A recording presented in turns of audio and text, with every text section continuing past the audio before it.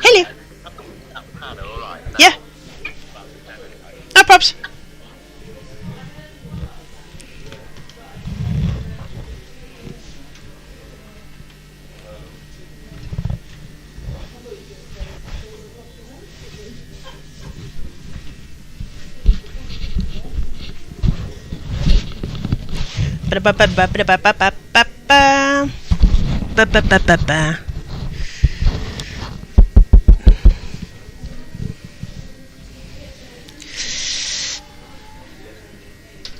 That's what I really want.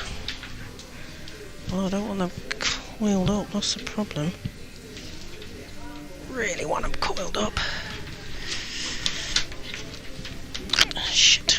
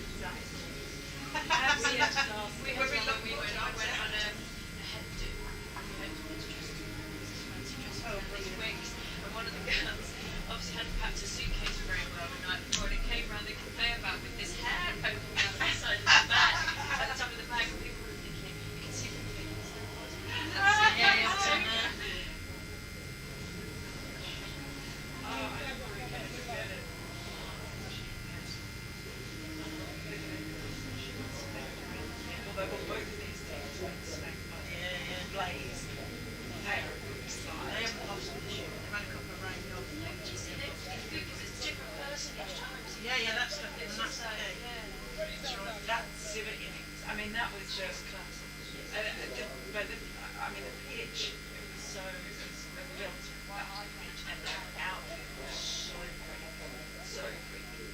Just no one chased down anything all day. Like, as soon as it went past the ring, it was four. It didn't matter how softly they was. You could have blown at the ball. I was thinking of a word into this. What the two ends called? Now I had to look it up. Yes, I had to look it up. yeah. That's Digless. That Digless, that was it. I remember it was something confusing because you think, I couldn't say the right. I remember thinking it was Douglas, and then Digless, and this is New Road, and this is New Road. It was the other one that I think I remember. What? Did they make the boundary such a weird shape? They go to stuck like that.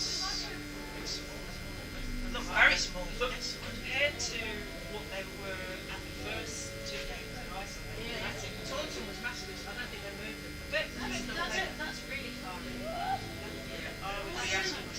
it's a weird, like it's almost like a Hickson one. Yes, and you've got an excuse at because you've got the convenience. So you have to have a sort of strange line on it. Sometimes Very sharp.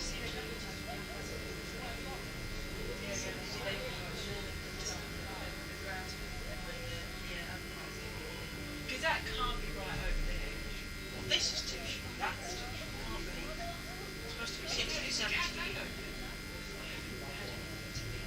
Well, there's some biscuits there, but then there's also in the members' bit there seems to be very Exactly. Oh yeah, underneath. I don't know. Sorry. Is it okay if I let you two start off? Just, do you want to do that? Is that okay? Yeah. After 5 hours or something? Yeah. Ed and I have got this system that we use 7, 7 and 6. Oh, right. Okay, that's fine. And then we're doing this different voices. Well, however you want to rest the start. Yeah, just so that I can. You get yourself some breakfast milk. Oh, that'd be great. I was on holiday. I was like, oh, we've got 2 new countries. Like, I'm not sure. I'm on my sunbed waiting for the games. So is Wolby back with England rather than injured? This is right. I don't know. I've They got. I saw something with the Thunder. Them saying thank you to Cross and whatever to go because they're going Cross and Eccleston. I've seen Arla on crutches. Yeah, she's been injured from the start. Someone was saying that she's been injured on and off. Because I thought, that means she's going to get nauseous. This is the power to this.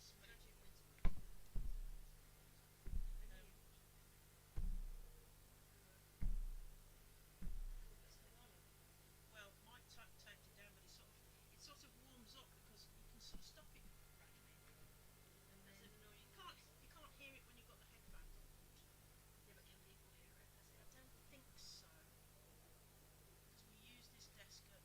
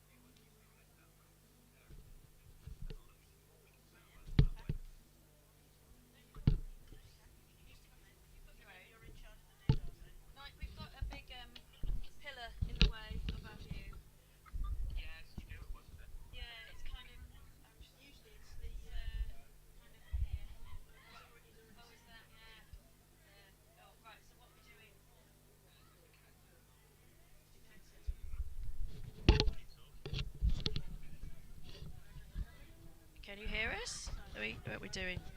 Oh, I'm in charge of the buttons. Hold on. Oh, This one. And now he's going to want us to do that. So, where do I put these right up or? No, about 0, I think. About 0, yeah.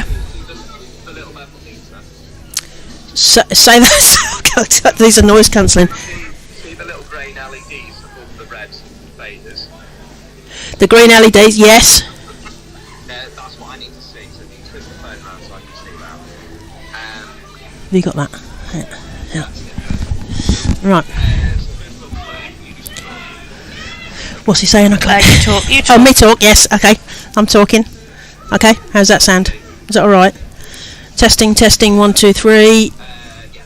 That's all right, ain't? Is it? And Sarah, just say let's Claire and describe it for me because Yeah. Come on. Describe the. Hi Claire, good morning. We have got a pillar and part of the window in the way of our view this morning, and the boundary is very, very short. It's very short. But yeah, all systems go. that looks fine to me. Are you hearing any of the effects of the thing? Or is it Well, I'm not hearing anything. No, can't hear an effects mic, I don't think. I think I'm only hearing Sarah because I'm stood next to her.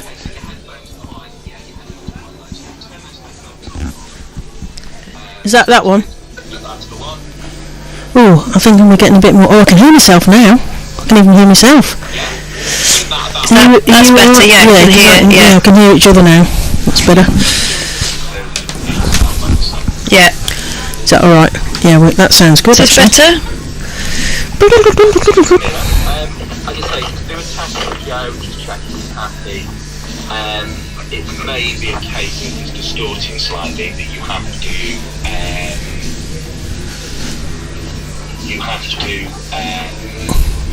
as I say, you sort of have to turn down the box, if that makes sense, the box that Joe Alright. This one? The one he's already set up. It's one of those, again, you may just have to turn that down slightly, but I'll let him, that's sort of his bit, if that makes sense, but that all it speaks to me. Right, I mean we can hear each other now, fortunately. Yeah, we're good. If any issues, let me know. Yeah, just I've got some stuff to sort out here, so I'm gonna have to go. Okay. But, We've got Mel. She's having a rest to start off with because she wants to get some breakfast and stuff. So. all right. See you later. See you later. See you later. Bye.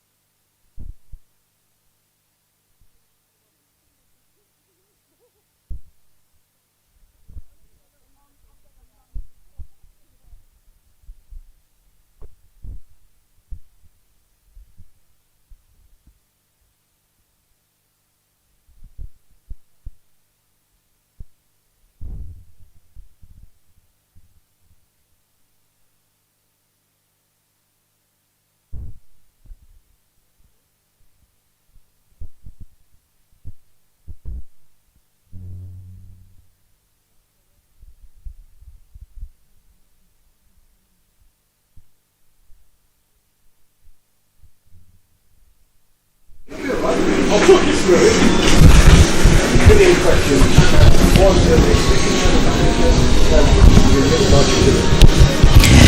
morning and welcome to Worcester New Road. You are listening to Claire Jenkins and Sarah Ginn. You will also hear the voice of Mel Farrell, who's joining us today.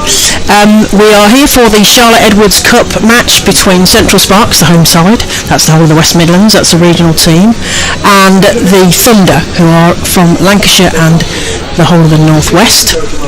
It's a 20 over game, so we are looking forward to the start here. It was a hot day yesterday, but a bit overcast here. As the umpires take the field, we've got Rose Dovey and Jack Shantry umpiring the game today. We are going to be looked after in the scorebox by Sue Drinkwater and Hughes. I'm not sure the initial for Hughes, but those are the scorers for us today. Yeah, it's a bit overcast. So Sarah, you going to take us through the teams for today? Yes, so Sparks start off with a debutant of Ellie Anderson, who has represented England in the Under-19 World Cup, so start for her today. We've got Hannah Baker, Chloe Brewer, Erin Burns, Amy Campbell, Georgia Davis, Bethan Ellis, Ria Fackrell, Abby Freeborn, Katie George, Eve Jones as captain, Davina Perrin. And the Thunder line-up with Steph Butler, Danny Collins, Naomi Datani, Deandra Dottin, Mahika Gur, Liberty Heap, Emma Lamb, Fee Morris, Tara Norris, Seren Smale and Ellie Threlkeld. So the news from the toss is that Sparks won the toss and they have elected to bowl. So we're going to see Thunder in their fire engine red batting here first in this double header at Worcester New Road. So the scene is set. We've got some spectators in already. We've got a nice little hobble of atmosphere here, and it's a sellout. So what do you reckon, Sarah? Yeah, I mean, I think the crowd will start to get a little bit bigger as the time goes on. It's obviously the men's game starting after this game, but it's great to see that there's so many supporters here already, and the sun is just breaking through the clouds as Katie George steps back to a mark here. So yeah, I think we're in for a thriller. Brilliant. So Sparks were beaten by Blaze for 56 runs on Friday, and Thunder were beaten by Sunrisers by 7 wickets. But I like to think of it as like 3.5 overs to spare, because that sort of sounds more like kind of proportionate. I like the kind of how many balls are left. So so Thunder were beaten unfortunately by 3.5 overs on Saturday. Okay, so Katie George just setting the field here for the first ball. She's got a deep third man and a deep square leg, and of course everybody else in the ring early doors, and she's bowling to Emma Lamb as she comes in for her first ball, left arm over the wicket, and it's just popped into mid-wicket for a quick single to get her off the mark. Yes, I'll be glad to just feel bat on ball, I imagine, that first ball. Yeah, it's always a good feeling, isn't it? I think you try and say to kids when you're coaching, you don't need to get off the mark if it's a really good ball, but I think nevertheless there's always that thought that, if I'm on the scorecard and not walking back, then that's always a bonus. So Katie George in some good form this season. She's a good all-round cricketer. I've been impressed with what I've seen so far, and she's left arm over, and she's got a nice rhythmical run-up as she comes in here for her second ball. But it's just down leg side. I think that's been given a wide, and it's beaten Abby Freeborn behind the stumps as well as they scamper through for a single. So that's 2 wides there. So it's good shape she gets, Katie, but that did drift a little bit there. I don't know whether that's the conditions, because it's very overcast here at the moment. Yeah, she really flings it in. That's what has impressed me this season. It's just great to see her fit and healthy and bowling again, isn't it? Yeah, I think Sparks have got an issue with these fast bowlers being fit and healthy today, unfortunately, but Katie George taking this lead role up front as she comes back into Lamb here, who leaves that nice travel through to the keeper, dot ball. Yes, because Katie George joining Central Sparks this season from Western Storm, where she's been for the last few seasons, and she seems to be enjoying her time here. And of course she's great because she's an all-rounder, brilliant fielder, and a very useful bat in the middle order. Yeah, definitely a good acquisition for the Sparks there. As Claire mentioned, an all-rounder, and she's got some useful runs with the bat, and you feel that she could actually bat anywhere in the order really and still be effective. She comes in again to Lamb, flying that bat ready. It's another dot ball and a good swept up in the field there by Georgia Davis. Yeah, Katie George, she took 2 catches. She got Scrivens and Villiers against Sunrisers. So yeah, as I say, a useful fielder, good bowler, and a useful bat. Yeah, and I think the way she bats as well, it's clear that she knows her game and she's done her research on the opposition. I think she's a very clever cricketer and say a great addition to the squad. She's coming in here to Lamb. Shorter ball there. Lamb rocks back and hit it to Davina Perrin at back of points. A bit of a mix-up they made. A little bit of a mix-up, but the ball didn't come in cleanly from backward point there, and that could easily have been the first wicket of the game. Sparks may well be ruining that a little bit later. I thought, it went the wrong end, didn't they? I think Abby Freeborn was sort of distracted by having sprawling batter at her feet. Yeah, and Liberty Heat may be a little bit anxious here. She's still a younger cricketer making a name in the game, having played in the Under-19 World Cup, but yeah, nobody wants to mix up this early in the innings. As George bounding in once more, and Heaps hit that. Oh, it's an excellent catch, and it's taken. Is that Eve Jones there? Taking that? Bethan Ellis. Great catch by Bethan Ellis in the covers. So it's often where Jones puts herself, but that was it. It's diving forward, and it's taken nice and low. So that'll be a great time to get a wicket early in the first over there, and that's Liberty Heat gone without scoring. It's a good early start, isn't it? You always want to get wickets in the power play. Yeah, I think maybe unsettled there by that mix-up of the run-out, which perhaps put her sort of on the back foot, if you like. But yeah, kind of driven into the covers there, but just kept low all the way through, and a great diving catch. Yeah, good catch in the end, wasn't it? Yeah, very good. Bethan Ellis, a very athletic fielder. She's come over from what was the Lightning, now obviously the Blaze, but come back to basically a home. She's come over. It's just coming back.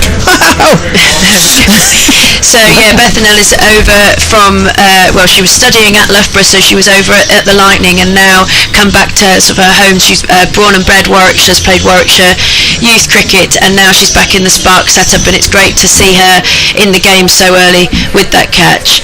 And that brings Free Morris to the crease. So it's been an eventful first over so far, and Katie George striding back to her mark with hopefully a bit more confidence after that wicket, and we'll see how she comes in now to Morris. Right-handed bat, setting up, nice compact stance.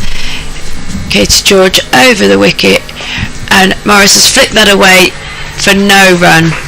Nice bit of fielding there. Well, first over wicket. Central Sparks will be well pleased with themselves, won't they? Yeah, and I think it could have easily been 2 with that mix-up in the run-out as well. So lots of opportunities, lots of action in that first over, and yeah, Sparks will be really pleased with that for a start. So Thunder 4 for 1 off the first over. Oh, we've got the music pumping out. It's a double header today. It's exciting, isn't it? Because it's sellout. So we're going to interesting to see how many of those sellout folks do end up coming in for the Sparks game. So if you're thinking about it, get yourself down here. Because I was at Taunton for a double header yesterday, Western Storm versus the South East Stars, and I think there are going to be a lot of people who regretted not coming in for that first game because it was a last over thriller. We did have a good crowd, but to see people coming in with, particularly with young kids and young girls, why weren't they there? Get yourself down here. Your ticket is valid as well for both games. If you've got a ticket for the game later, then please come down earlier and watch and support the ladies here playing the game. So is it Ellie Anderson in from the far end? Great first ball on your debut there, swinging away nicely. Yeah, it's great to see Ellie Anderson. She really impressed me in the Under-19 World Cup. Yeah, she's a local Worcester girl, I believe. Plays her club cricket at Worfield, and yeah, it's fantastic to see her. She's worked hard over a few years, even though still under 19, still been working hard for a number of years on her bowling, and great to see her making her debut. Yeah, right arm over. It's a waft at that, outside of off, and Abby Freeborn's very interested in that, but she picks herself up from her knees. No, after that. Yeah, Ellie Anderson, she was that. Well, the Under-19 was impressive for all sorts of things. The first ever Women's Under-19 World Cup in South Africa at the turn of the year. Central Sparks well represented there with 4 players: Perrin, Pavley, Anderson, and Hannah Baker. Yes. So they did really well, and I was really impressed with Ellie Anderson. Some steaming in from the Diglis end there to Lamb, who just pops dots that up straight back to the bowler, and there is no run. Score is 4-1. We're into the second over, but it's already been exciting. We've had a chance for a run out and a great catch from Bethan Ellis. Yeah, and it's great to see that the team here getting behind Ellie. She must have a few nerves, as you think, on debut, but there's a lot of enthusiastic support for her, and I think there'll be some proud parents in the stands as well watching her today. It's brilliant. Sparks are well blessed with fast bowlers as Anderson comes in to the right-handed Lamb. He flicks that nicely off her feet. That's going to go for 4. That's an easy 4 there for Emma Lamb. Lovely shot there, clipped off her toes. Yeah, just a little bit of drift there, I think, from Ellie. So she's found a good line so far, but that one was perhaps just a little bit more towards the leg side, and so flicked off the legs there, and for a boundary. Brilliant. Get the music going. So score moves on to 8-1. We're in the second over. Ellie Anderson on debut, coming in from the Diglis end, off a long run up. And looks like she's right on the fielding circle there, which is 25 yards for the women. The men, it will move out to 30 yards for the second game as Anderson comes in. Lamb tries to play at that, sort of wafts, but it's going to go through the boundary, I suspect. Is he going to get cut off? No, it's another 4. And we're going to get there. I think it must have got some bat on it. I think the umpire signalled a bat. Yeah, just a sort of bottom edge, I think, running for 4. And Brewer's made a valiant attempt to get round from third man just in front of our commentary box here. I think she's landed on the elbow a little bit awkwardly, but she couldn't quite make it. Yes, inspecting a scrage on her arm there. Hopefully this won't dishearten Anderson here, and she's looking really promising, but just a couple of loose balls. Yeah. Lamb comes forward onto her toes, but just dots that down to the offside, and there is no run. And that's the end of the over. So 2 overs down. Thunder, who was the visiting side in their fire engine red kit, 12-1. And the wicket was Heap, who was caught by Bethan Ellis in that first over. And it's a bit overcast here, so we're going to have some overhead conditions, I think, for Katie George to make the most of. Yeah, and I think she's that sort of player that makes the most of any conditions and any time that she's on the pitch anyway. But yeah, it's definitely in her favour. The left arm quick is not something that girls face as regularly, so she's got that advantage, and the angle that she's bowling at is hopefully going to trouble these batters here. As George into Morris, first ball face to Morris, and I think that she didn't actually connect with that, but it was very close, a little bit of a waft outside off stump there, and it went straight through to Freeborn. Yeah, Morris looking slightly accusingly at Rose Dovey there. So, was that a worry? But we're at the wrong angle to judge from here, and we don't have access to the live stream, unfortunately, so we're only seeing this once. So if you're seeing a better view, you'll have to let us know. Well, the angle that George is bowling across over through the batter there, I think is kind of perhaps giving the benefit of the doubt. Yeah. George into Morris once more. A bit fuller, and it's driven down the ground, but not really hit cleanly there, and it's straight to Georgia Davis at mid-off. Because those are two players that will know each other, because Morris is former Western Stormwich. They must have played some regional stuff together, and obviously Katie George also played England until her various injury issues. Yeah, and you'd hope that she's kind of knocking on the door again with the performances that she's putting in. She she's a very canny cricketer, and you can see here that the left arm, and the pace that she's bowling is something different, and it gives us a lot of options. It's George back into Morris, bit shorter. Morris pulled that away, but is that Brewer again? Didn't quite make it round this. That's 4 backward square for signalling 4, and that's fortunately a little dropped a bit short. She just rocked back and hit that through backward square, which unfortunately Chloe Brewer's had a few chases and not quite any success just yet out on this boundary. It's funny, isn't it, when you're playing, sometimes the ball just follows you around regardless of where you are, because she was in a completely different place the last over. Sparks won't be too disheartened with these boundaries. Obviously only 2 outside the ring, early doors here, and lots of opportunities to be taken, but just need to find this area here now, George, as she comes back in to Morris. Short again, but that's gone through the keeper's legs. Don't know if there's any bat, and there's a chase on here for Ellie Anderson. I think she has made it. Was it a wide or did it hit? It was a wide. It didn't hit anything at all on the way through. Not the easiest to see from our vantage point here, but they've ran through for 3 wides there. Because we're ducking and diving between some pillars here. We sometimes have to kind of dodge the sight screen here, but because the wicket's further over, we've got a good view apart from a couple of stands that are in front of us, a couple of big posts. George will be looking for a reply here as Morris takes the guard in. Morris, lovely shot through the covers, either through the dive, and it's gone for 4, so that's 4 runs through the covers, and that was a great shot by Fee Morris. Beautiful drive, wasn't it? Just lent on that. Yeah, and I think however excellent these fielders are in the covers, you can't quite get there to every single ball, can you? It was a full length dive, but it was just through the ring there and through to 4 over the side of the ground that looks a little bit more sunny now. It's starting to get the sun, and there's a smattering of supporters that seem to have followed it over that side of the ground. Yeah, they're in the sun now. They've got slip slap flop. They've got the sun cream on over there. George back into Morris, left arm over the wicket. It's a better, fuller ball, but she's still got something on. It's gone down to third man. Should be just a single. Little bit of a fumble, but in it comes to free ball and behind the stumps. Oh, and it's a no ball.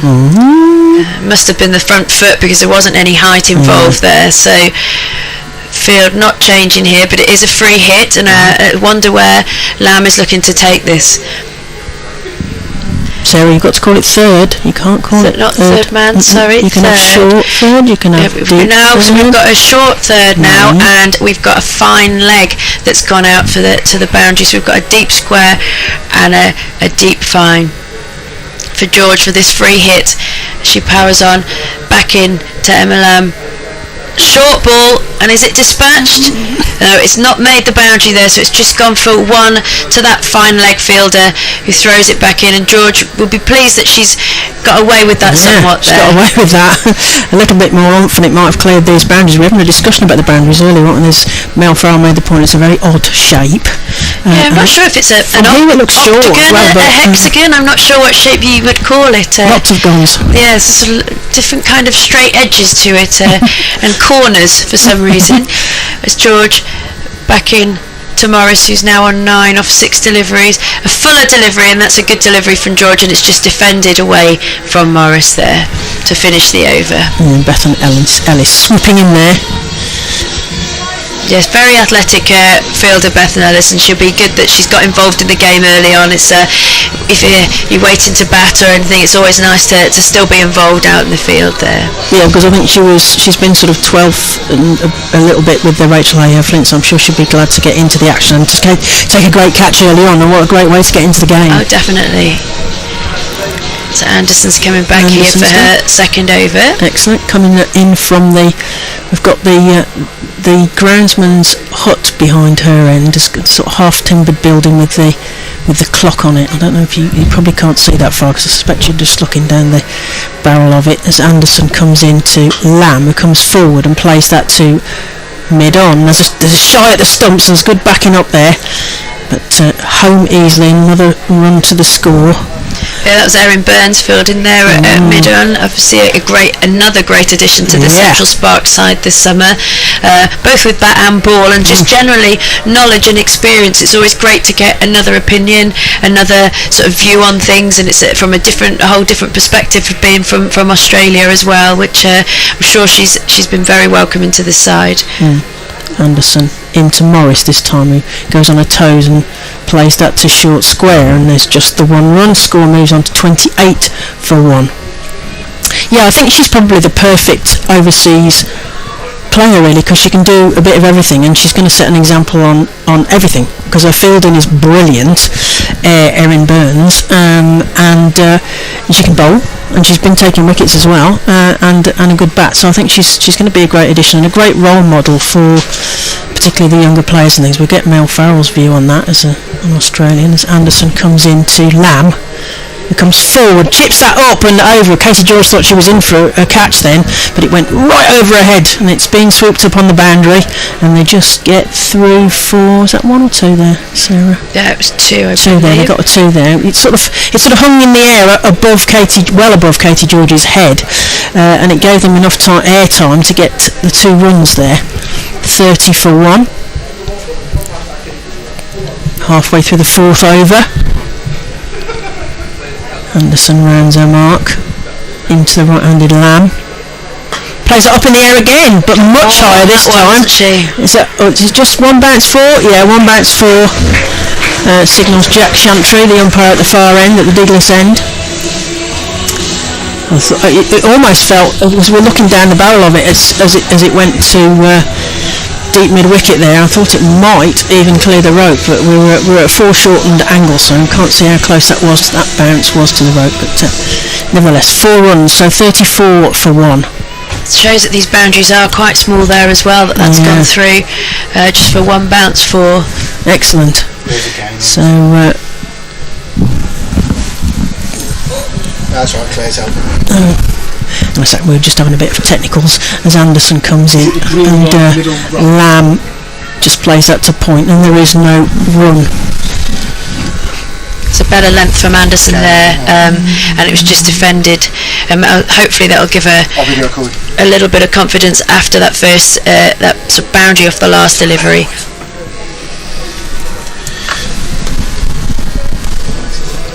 So Anderson strolls back to her mark. The last delivery of this 4th over comes in to Lamb. And there's a big appeal there, sort of a swat across the line, I think you might call that. Yeah, it was a bit messy, wasn't it? Scamper through, but he hasn't actually signalled any bye, so perhaps there was some bat there involved for that last run. It was a bit of a sort of mystery, wasn't it? Because it seemed to go between the batter and the stumps. But yeah, they got the run. So 35 for 1 off the 4 overs here at Worcester New Road. You are watching Central Sparks in the field. They're the home side against Thunder, who are the visitors from the northwest. These are the 8 regional centres of excellence across England. So this is a layer below the international level. It's good standard though, isn't it, Sarah?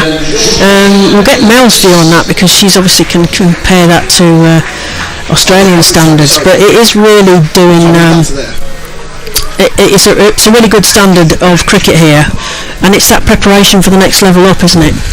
Yeah, and we're seeing a lot of girls that otherwise wouldn't be playing as much as this, getting opportunities at grounds like New Road to take the new ball in front of a crowd, and that sort of thing just in itself is good experience. But then the level of cricket over the last couple of years since these tournaments have started has also increased exponentially, you would say, as Georgia Davis is replacing Katie George at the New Road end here. Georgia Davis off spinner, lead wicket taker, I believe, so far in this competition, and she just spins the ball a couple of times, as is her one, and a little full toss to start, but I think she's got away with that. It's gone for single down to Katie George, and the mid-wicket boundary here just scoops it up and throws it back in for 1 run. Yeah, Georgia Davis recently received her 100th Warwickshire cap in the last rounds of the games, which she's always got a great travelling support, and I'm sure they're in the ground somewhere today. Mum, Dad, Uncle Phil and grandparents there every game. She comes in for the next delivery. That's a better length from her, but it's driven down the ground just for a single there to Erin Burns. And there's that level of detail about the family, Sarah. That was brilliant. They've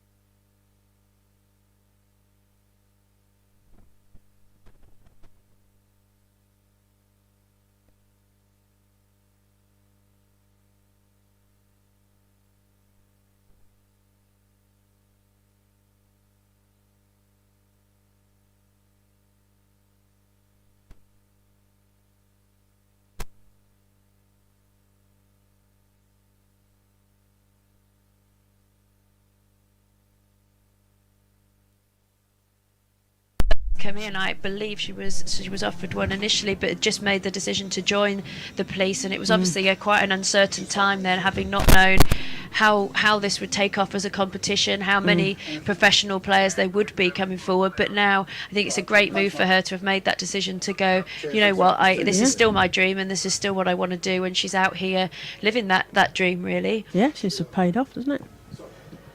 As is it Anderson still? Yeah. Anderson comes in to Morris, who flicks that again to deep square leg, and there is a fielder there, so that's just the one run. So the total 44 for 1.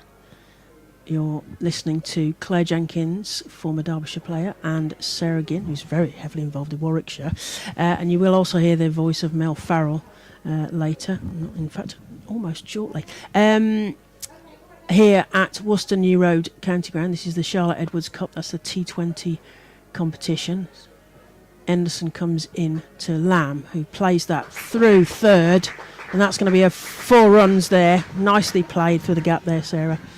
Yeah, just a little bit of width there, and Lamb has sort of pounced on that and played a lovely, sort of effortless shot there through backward third.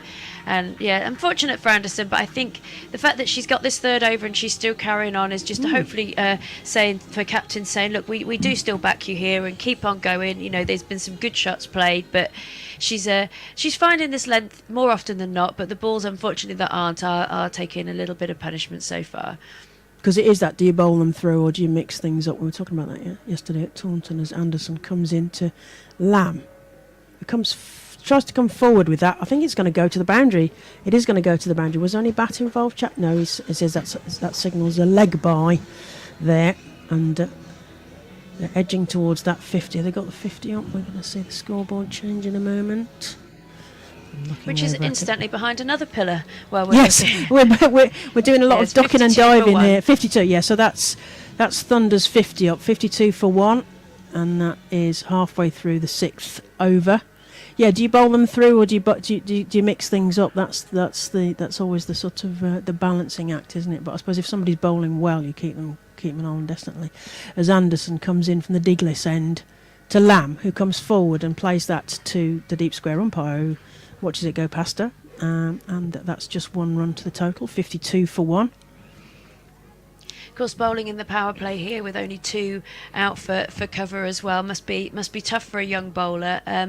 But you know, she's coping well, I think, with the occasion here, and say we can see the support from her teammates as third comes back onto the boundary for this delivery now to Fee Morris, who's on 17 of 12 balls. Yeah, that's where the under-19 experience is going to help them as well, I think, as Morris tries to flick that off her legs, and it's fielded short, and there's a chance of a run out, but a bit of a wild throw there, and they get through for 1, and the score moves to 53 for 1. Yeah, you've got to hope that the experience of playing in a World Cup will really have helped her play in these kind of situations as well, and vice versa. She gets the opportunity again to have played at the highest level, which is a brilliant experience for those under-19s. I can't wait to see how that experience plays out in the longer term, as Anderson comes into Lamb, who comes forward, plays that to point, and Davina Perrin picks that up. It was a bit of a go at the stumps, but they were safely home there. It felt like a fairly simple run, although we're at a very odd angle here, so I don't know how close that was, as Abby Freeborn rebuilds the stumps behind her, and the score is 55 for 1. 6 overs down. So that's the power play finished. We mentioned that the women's game is slightly different to the men's game. The women's circle is at 25 yards. That will move out to 30 yards for the men's game. The numbers are also different in terms of how many fields they can have out. So in the women's game, in the power play, they can only have 2 fielders out. And now the power play's over, they can now have 4 out. That's right, isn't it, Sarah? Yes, which they seem to have done very swiftly here, as Hannah Baker is coming on to bowl. So she's sent her fielders out straight away, which, you know, isn't a bad thing in this T20. I think sometimes people see this as a defensive move, but actually, why not? If you can have them out there and they can save these boundaries. As Baker comes in with her leg spin to Emma Lamb, who's swept that straight to one of these field at backward squares round. Oh, unfortunately, missed that ball. That's gone through the player on the boundary there for 4 runs. not the start that Baker would have hoped for then, but unfortunately a little bit of a misfield has led that to creeping through the legs there for 4. We've talked a lot about the Under-19 World Cup, but it is going to be very significant for the wider women's game. Of course, Hannah Baker made the team of the tournament. Yeah, Baker, I think of all of them, as she comes into bowl at Lamb here, it's a nice delivery, flighted, and it's just no run back to Eve Jones, the captain, at mid-off. I think that when it came to the sort of the closing stages of that tournament, Hannah Baker was one that really showed her mettle there and sort of rose to the occasion. It's a bit shorter, and it's just worked into the leg side. We have got a sort of a short mid-wicket, but there is a bit of a gap there, so it runs for a single, and Brewer scoops that up and throws it into Freeborn behind the stumps.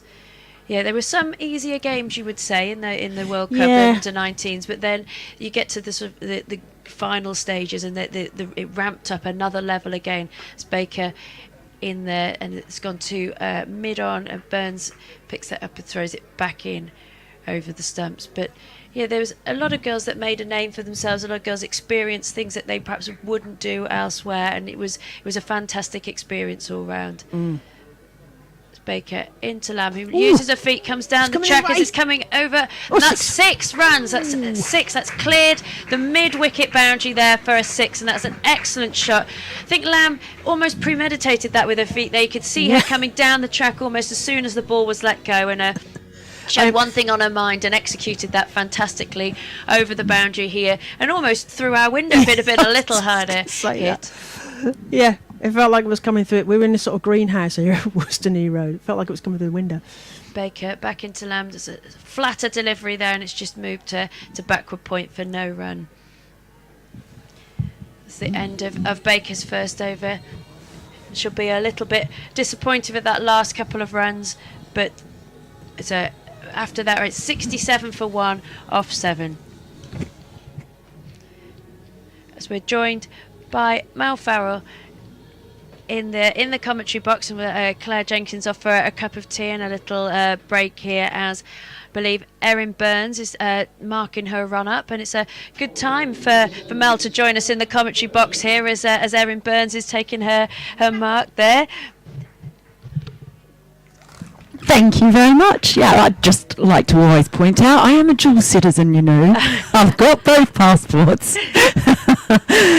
I get stick when I'm in Australia because I think I have an English twang, and I come over here and people say that I sound more Australian than ever. So I can't win either way, but great to see Erin Burns playing over here.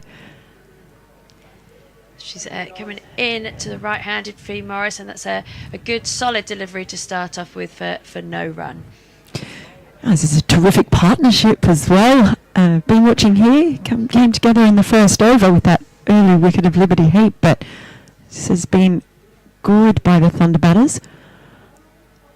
Burns back in, and that's driven through the covers. It's been swept up on the boundary by Bethan Ellis just for 1 run. It's just so nice to be back here in Worcester as well. I can hear the bells chiming and the beautiful cathedral in the background. It's a lovely view, one of the better ones from a cricket pitch here. It's Burns back in to Lamb, who rocks back and has hit that down to third. It's running to the boundary. Don't think it will make it as Davina Perrin on chase. She puts it back in for 2 runs. It's a nice sort of dab through third man there, but so it didn't quite make it over the rope. Yeah, I've got 2 complaints. One is that I'm freezing. I nearly went and bought a hoodie in the club shop here. I don't normally buy team hoodies because I don't like to display a bias. As Burns to Lamb, who used her feet again then, but just sort of checked her shot there, and just for no run to Ellie Anderson, who's over in mid-off. Yeah, but it is a bit chilly today. Yeah, it's never the warmest in here, but not especially today, as Burns a bit full, and that's a full toss, and it's hit away by Lamb, but it's only going to get 1. She sort of perhaps got away with that a little bit there, as George comes round and picks that up on the mid-wicket boundary. Yeah, just a bit of a loose one from Erin Burns, 34 years old, very experienced Australian player. And that one's swept by Morris for a single Katie George busy in the field there, but a decent first up there from Erin Burns. Yeah, she's a real all-rounder in every sense, because she's so good in the field as well, real gun in the field. One of the reasons that she was picked up by Mumbai Indians, but in the WPL rather, because they just know how good she is. One of the few not current internationals to get picked up in the WPL. But she's known to the Sparks as well for a time at the Phoenix, which she came over here, which when the internationals weren't coming over the first round of the 100, that she's so known to the coaches over here as well, and it's definitely made a very good impression. So we're back. Georgia Davis is back into the attack after just one over from Hannah Baker there, and skipper Eve Jones just moving fielder from third, I think into a short fine as an alternate on the 45 there for the spinner.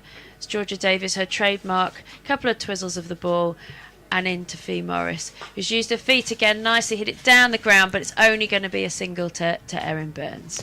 Now, my other complaint is about these boundary ropes. Now, I know you've mentioned them.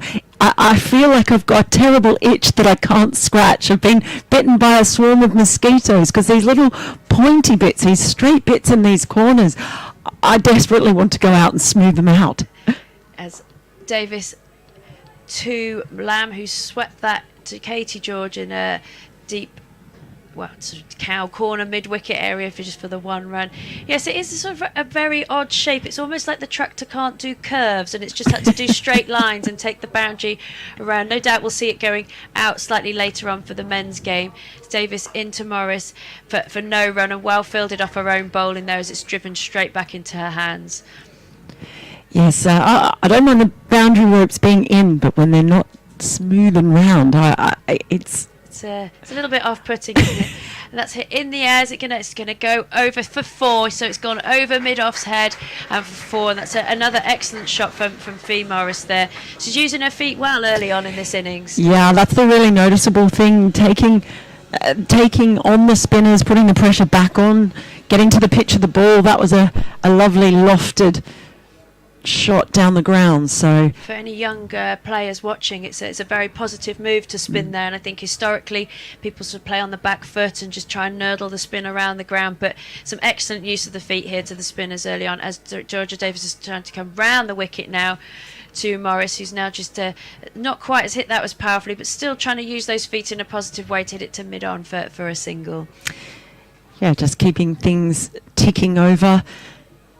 Of course, there are a few players missing today. England players who are practicing some red ball stuff this week. Yeah, back over the wicket to right-handed Emma Lamb, has just hit that to Davina Perrin in backward point. Yeah, both sides are missing some key names today. So Amy Jones and Izzy Wong from the Sparks, and Kate Cross and Sophie Eccleston from the Thunder. But then, I mean, it's a different game without them, but you do get to see the best of the rest here, and there's other people given a chance to shine. Absolutely, and I've really enjoyed coming over and seeing some of these sides. A lot of these players are new to me, so it's quite refreshing to come and see some new talent as well. As Beth Ellis is given the ball here, back into the Sparks fold. This is her second game back in there. She's been sort of in the squad for every single game, I believe, this season, but this is her second appearance, and sort of, I think you'd call her an occasional seamer now. She grew up as a seamer as her main discipline, but now more of a batter, you would say, batting all rounder. She come in as a good first delivery, sort of flicked into deep square for one run.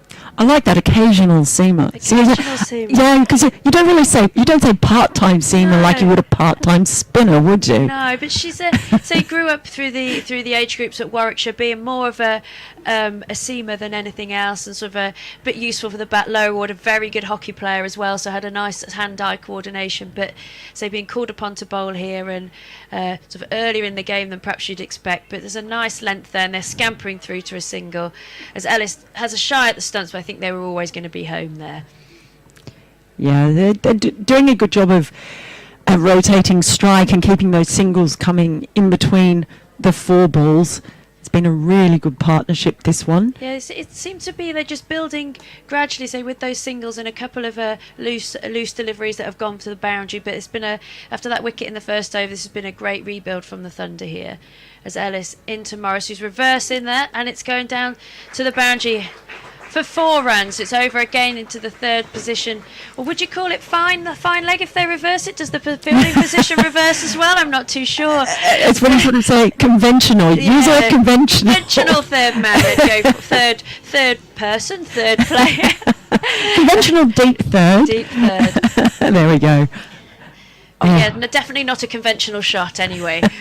No, it was very well played. Just saw the gap there, able to help the ball along its way.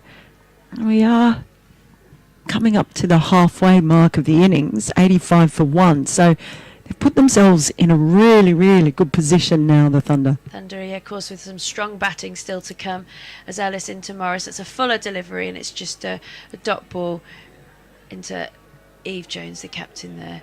It's a good length that she's bowling here, but I think that there's not as much pace, you would say, in the Sparks lineup today, with missing Wong, Potts and Emily Arlott, who we've seen around the ground today, are definitely not looking fit to play, unfortunately, at the moment.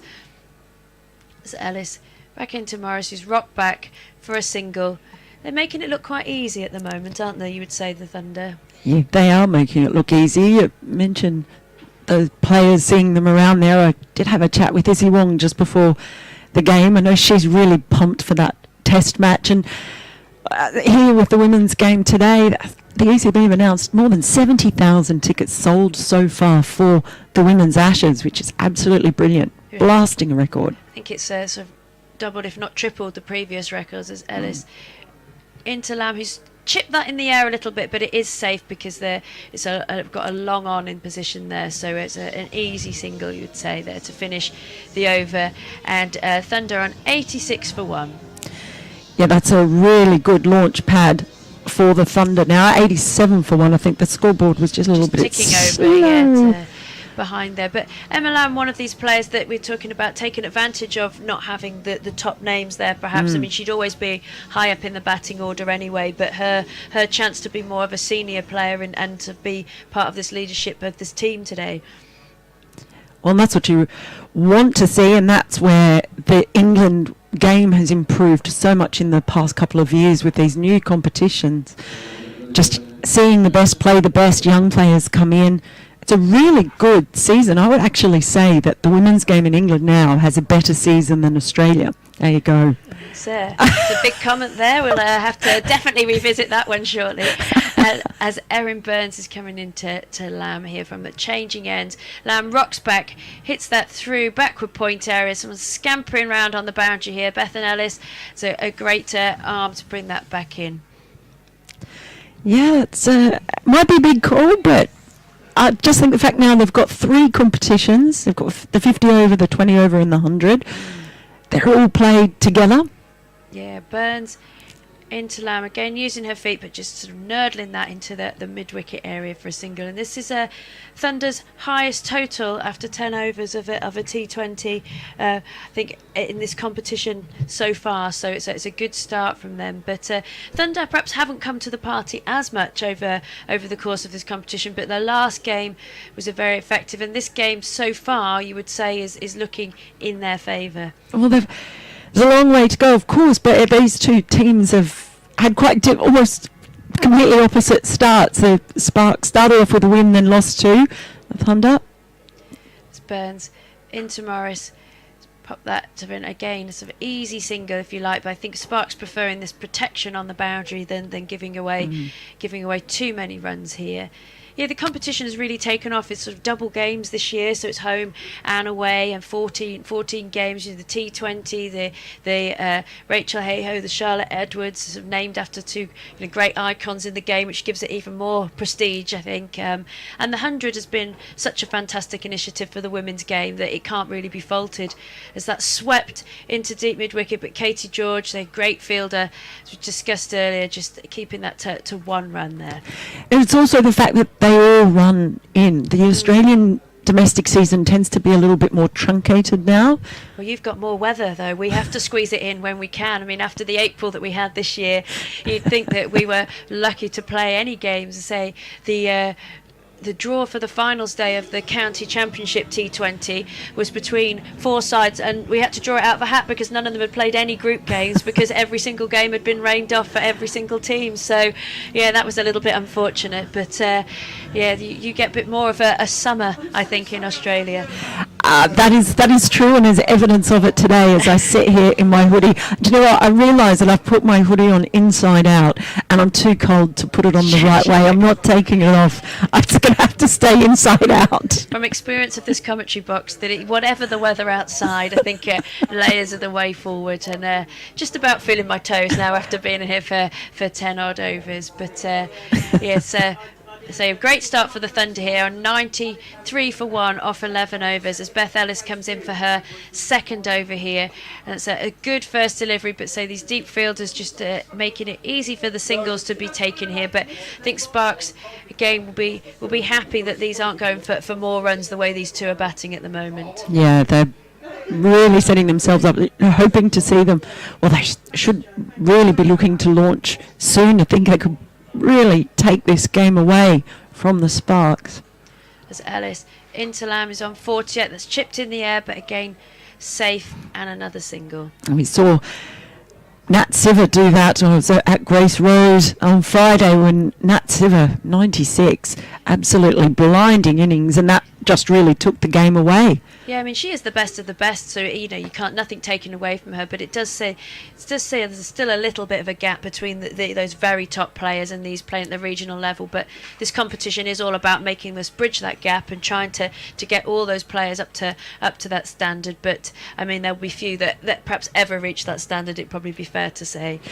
Yeah, I think it's terrific. I go back to what I was saying about the season and the fact that all of these tournaments sort of run into each other. You've got high quality competition all the way through. As Ellis, there's another reverse here. Is it going to be as effective? No, and it's caught by Davina Perry there. That was an excellent catch by Davina, sort of judging that wicket as the reverse sweep was perhaps one reverse too many there, as Fee Morris is dismissed by the wicket of Ellis, caught Perrin for 36. Yeah, just that time around there were two fielders in that position ready if she came for the reverse, and this time unable to keep the ball down. It was well taken in the end by Perrin, just set herself up nice and early.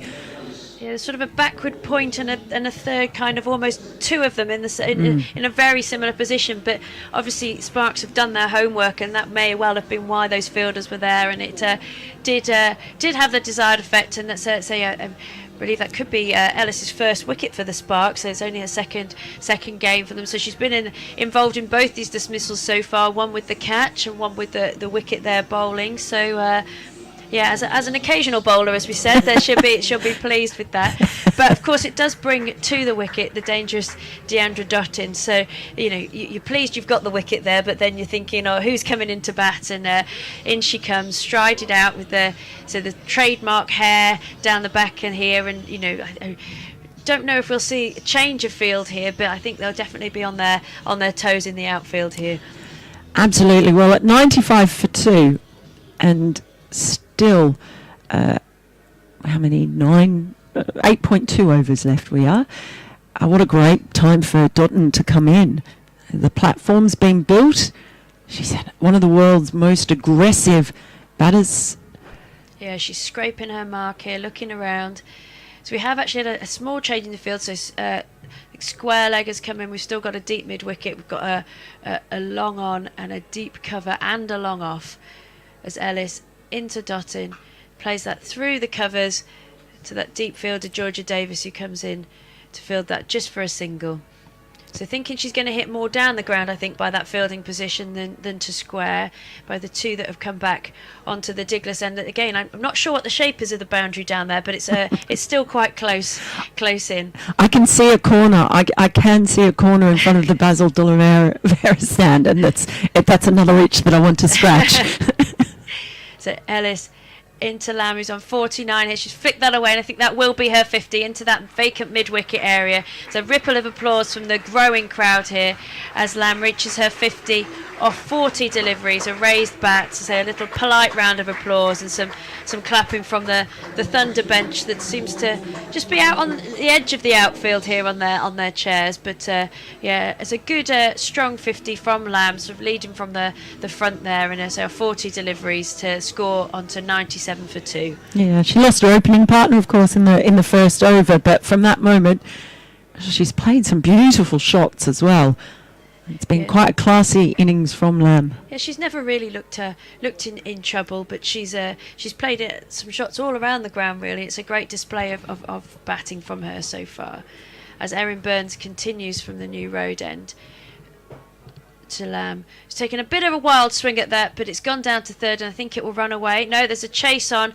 It's just going to be the 2, sprinting back for the second. Throw could have been better coming in there, but it's safely through for 2 runs. Yeah, outfield occasionally looks like slows up a little bit compared to that one at Grace Road, the match I was at the other day. It's like it was made of glass, the outfield. As Burns into Lamb, rocks back, swept that for 4. I think it's going to miss the 2 fielders there. It's dissected them, gone straight through the middle for 4 runs. So a great shot from Lamb. Picked that length really early on, just rocked back and sent it through square leg for 4. Yeah, sometimes Burns darts those balls in quite quickly and just use that little bit of extra pace, I think. Pace of that quicker delivery, but Burns won't be deterred too much, we think, by that delivery. Very experienced as she comes back in. A little bit more of a floaty delivery. She's got her on the back foot there. It's a sort of half-hearted appeal for a stumping, but I think she was safely back in her ground. So what's the deal with the bowling in the cap for Erin Burns? We don't see many bowlers who bowl in a cap. Someone mentioned that the other day. I'm used to it. Lisa Stalaker used to bowl off spin in a cap. I suppose you're not powering in as a seam bowler. It's not likely to get in your way, is it? Perhaps it's because the sun in Australia, maybe a bit more protection if she can, as that's a single to Lamb down to deep mid wicket. Well, also I think you don't have to keep redoing your ponytail. Yeah, it's a thing of the women's game that you don't see in the men's. Hand your cap to the umpire and redo your ponytail before you take your mark. But Burns into Dottin's, her first delivery faced here, and I think there's not much change in the field this time as Burns full of delivery, and it's hit. Is that going to go for 6 here? It's coming over almost into our commentary box, and that's a massive hit from Dottin there, straight over mid wicket. That's cleared anybody's boundary there for 6 runs. Well, that is the Deandra Dottin that we know and love watching. Down there. Well done to whoever's in the crowd. That is the Deandra Dottin we've seen so many times for West Indies. It's been slightly fuller. She's tried it again, but to no avail. It just trickles back to the bowler for a dot ball. Yeah, they feel you get the impression that even if you're fielding on the boundary to Deandra Dottin, especially with this size boundary, that it's just you're not really far enough.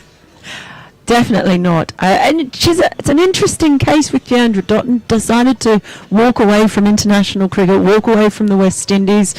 Sort of spoke a little bit about perhaps being unhappy with the things behind the scenes there. And now that there are so many more opportunities for female players to play around the world in various competitions that are opening up, well, she was initially signed in the Women's Premier League, but then there was a bit of an odd situation where they said she wasn't fit. Wasn't there? Yes. Yeah. You'd hope to see her back in that next year, and she's just taking these opportunities as the women's game grows. That's the decision that she's made, and she's definitely making the most of it here today so far. That's over the top of extra cover. 1 bounce 4 from Emma Lamb. Again, using her feet, taking on the role that we saw before from the other batters, that she's using her feet, coming down the track there nicely, and that was a great shot for 4.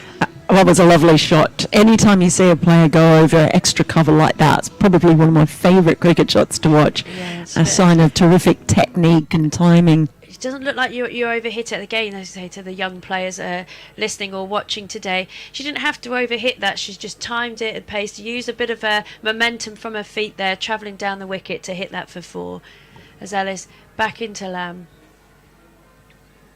Bit of a fuller delivery. Lambs have hit that. Oh, nearly an excellent diving catch from Perrin there. She's disappointed, but that would have been a fantastic effort at backward point. And has scampered through for 2 runs.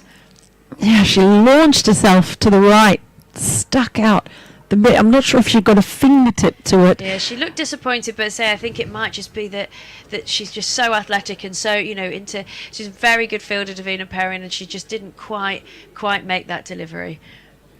As Ellis back into Lamb here.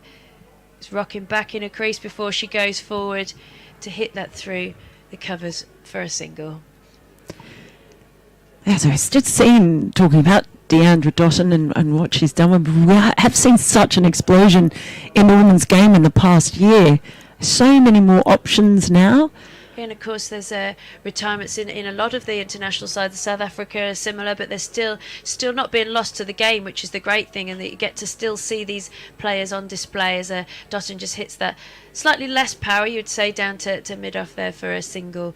But the likes of Dane van Niekerk as well, overplaying in this domestic competition, retired from international cricket, but still a great leader and a great player. And it's good that they can still get these opportunities. And for the English game, it's great that they're taking the opportunities to come over here and play. So Ellis into Lamb, 64 now, our 47 deliveries. She's rocking forward and going back, and Davina Perrin's in the action again there. For no run. I'm so distracted because there is a massive fly on the window. Doesn't it? 2! I mean, they look like they've taken steroids. I'm not used to seeing these in this country. Good English flies. Oh. They're in another thing obstructing our view of the game here. As Lamb's hit this one up in the air, is it going to be taken? Who's under it? Abby Freeborn, and she's taken it. Excellent wicket there. So that's Ellis's second. Wouldn't know who was going to go for that then, but it's always best to the person with the gloves to take the catch, and Freeborn made that look easy in the end there. And that's Lamb dismissed for 64 of 48 deliveries. Bowled Ellis, caught Freeborn. Yeah, terrific innings in the end. Lamb just deciding the time was right to go in the 14th over. 14 overs now gone, 118 for 3, the third wicket to fall. And you can't blame her for having to go. No. So she's in, and it's they've got only 3 wickets down now. So she's just gone for that shot and just top edged it in the air. Not got everything on it, but another wicket for Ellis. So hand over the reins at this point to back to Claire Jenkins, who'll join you to finish this innings off. And hopefully a very exciting finish as well. We still have Deandra Dottin out there, someone who scored a 38-ball century in T20 cricket, first woman to score an international T20 century as well. So I'd love to see some fireworks from her with 6 overs remaining in the innings. Joined now by Claire. Lovely to be on commentary with you for the first time ever, Claire. I know, how exciting. I'm very excited. I'm always excited. I'm half woman, half puppy. So that's my style. I'm tempted to ask which half, but I'm not sure if that's a good idea. Emotional. Who have we got here? We've got Hannah Baker coming in from our end here at New Road. I'm not. Deandra Dottin takes a big swipe at that. Where's that gone? Oh, it's another 6. This time into the pavilion. Goodness me. That was almighty. Fetched that from the marquee. It's gone into I think it did go into the marquee. She was down on one knee, just a massive slog sweep. She's going to have to take the trifle off that. That's gone straight into the horse's doovers. Oh, goodness me. That's a big 4. Score moves on to 124 for 3. Dottin starting to get motoring here. She certainly is, and it could be very, very exciting finish now. Plenty of time. Oh, takes another swipe, and that's through the covers this time. Rock back and just take that.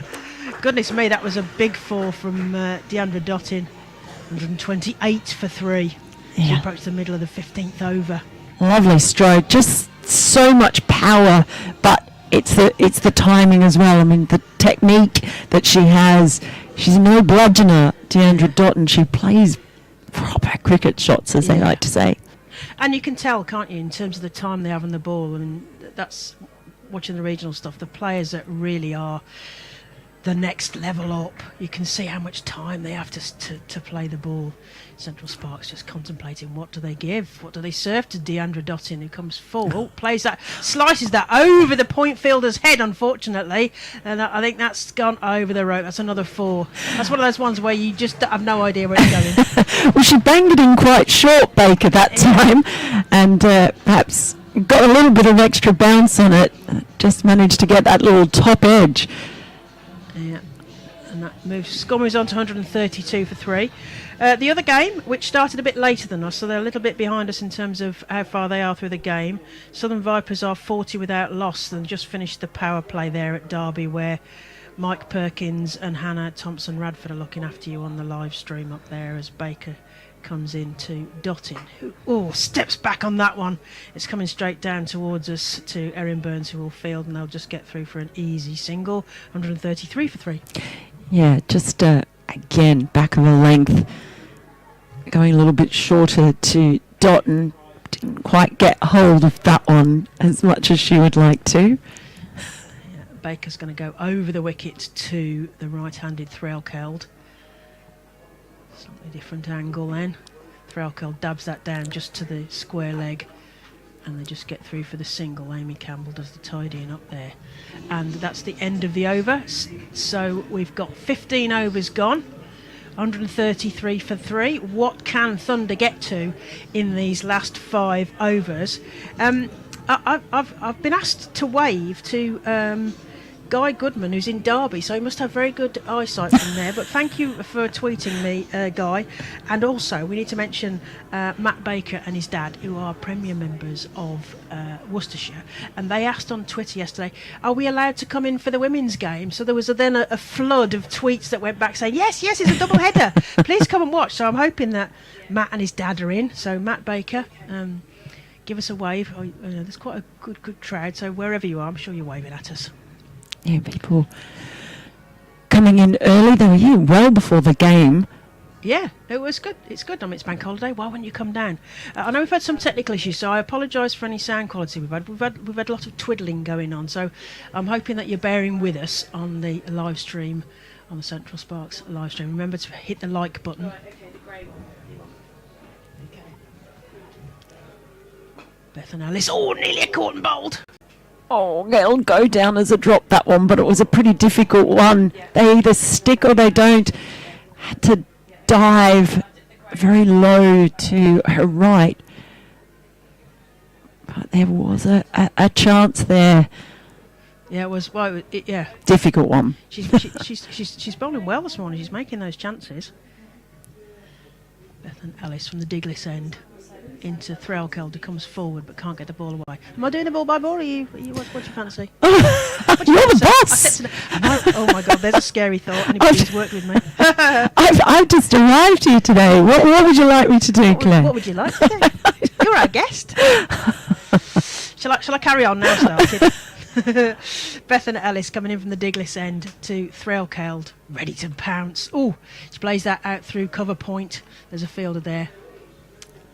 And Georgia Davis will get that back into Abby Freeborn. And I think now that Threlkeld's job is really to drop and run. Just get those little singles and get Deandra Dottin. I'm combining her name. 23 off 9 so far. The world boss. Universe boss, she calls herself, doesn't she? That's right, yeah. Crouching. What's she going to do? She plays that through long on. There's a fielder there, so that'll get cut off. Just the one run to the total end. 136 for 3.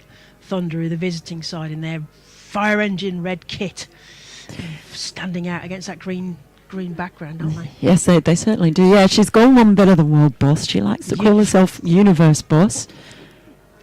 Does Dottin? Yeah. Why not? Who's going to argue with her? No, I'm not arguing with her.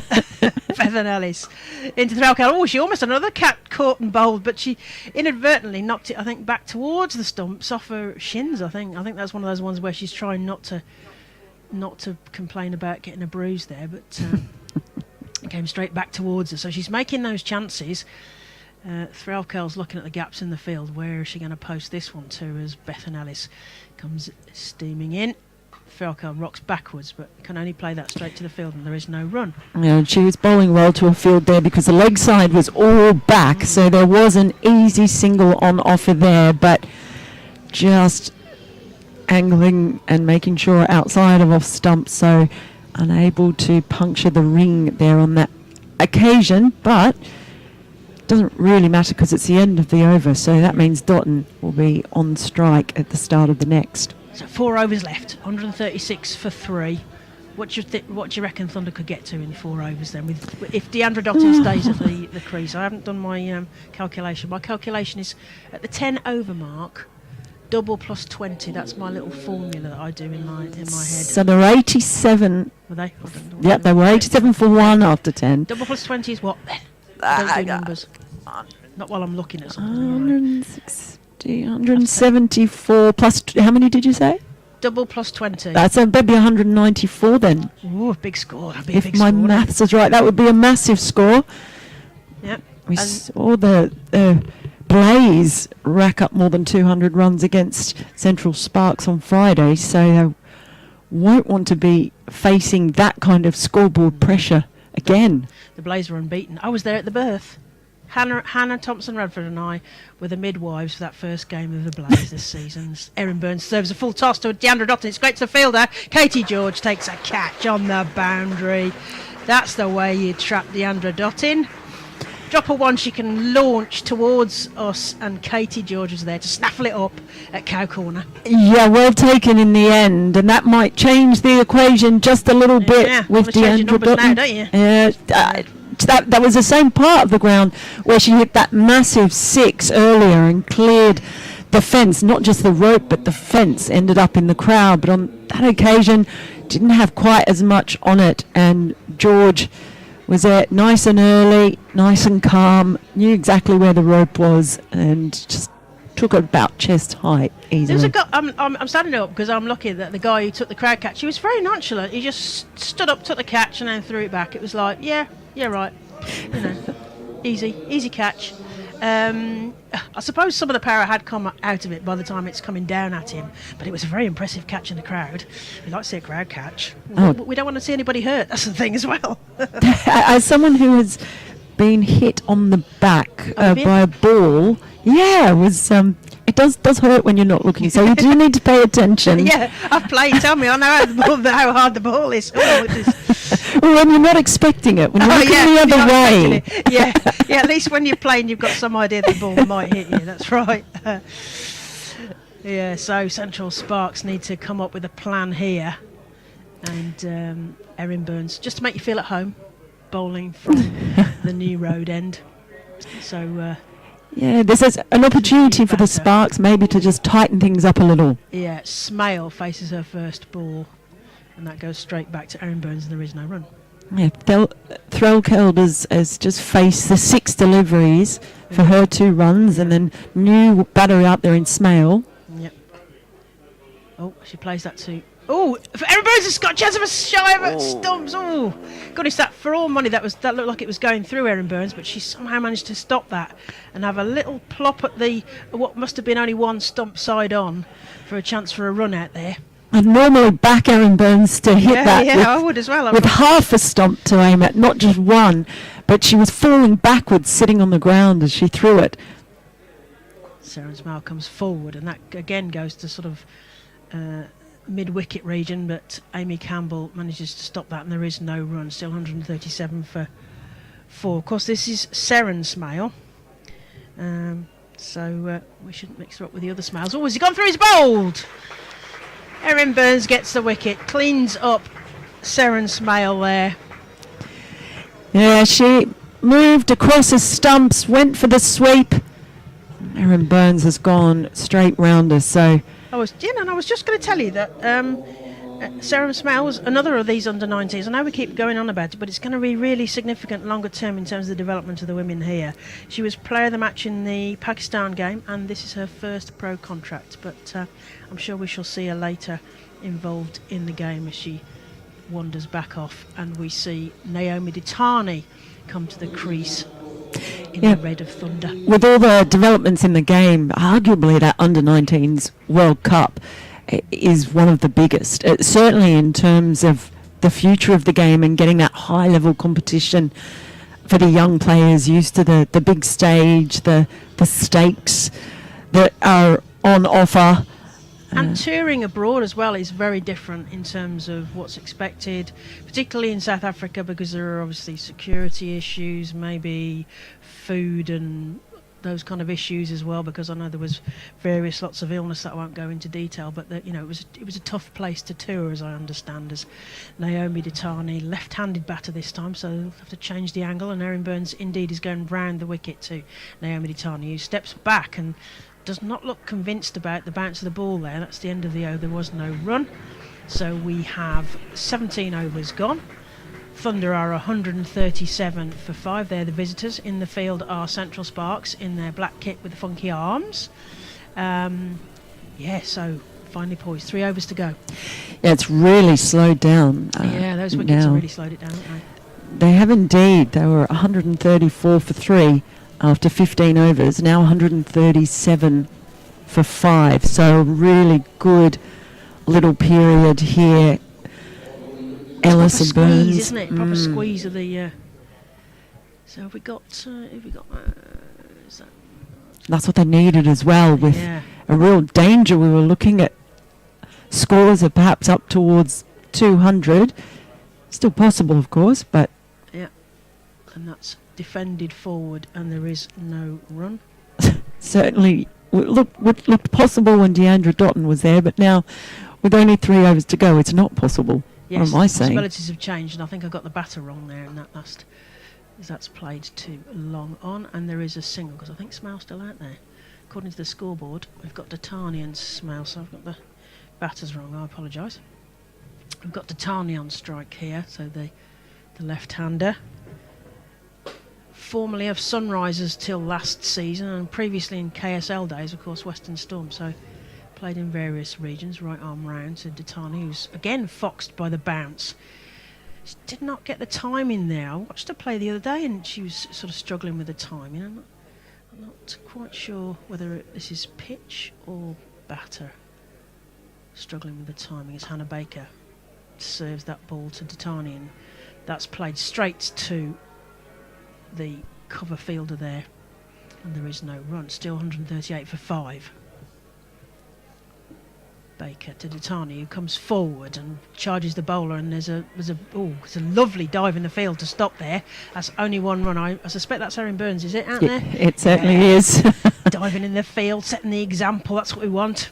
That's what you want for your overseas, don't you? You want to set that role model, that set that high standard, and give the youngsters something to emulate as Smale faces up this time. She comes forward as well. That goes through the covers, and there's a fielder out there, and that's going to get cut off, so that's just 1 run to the total.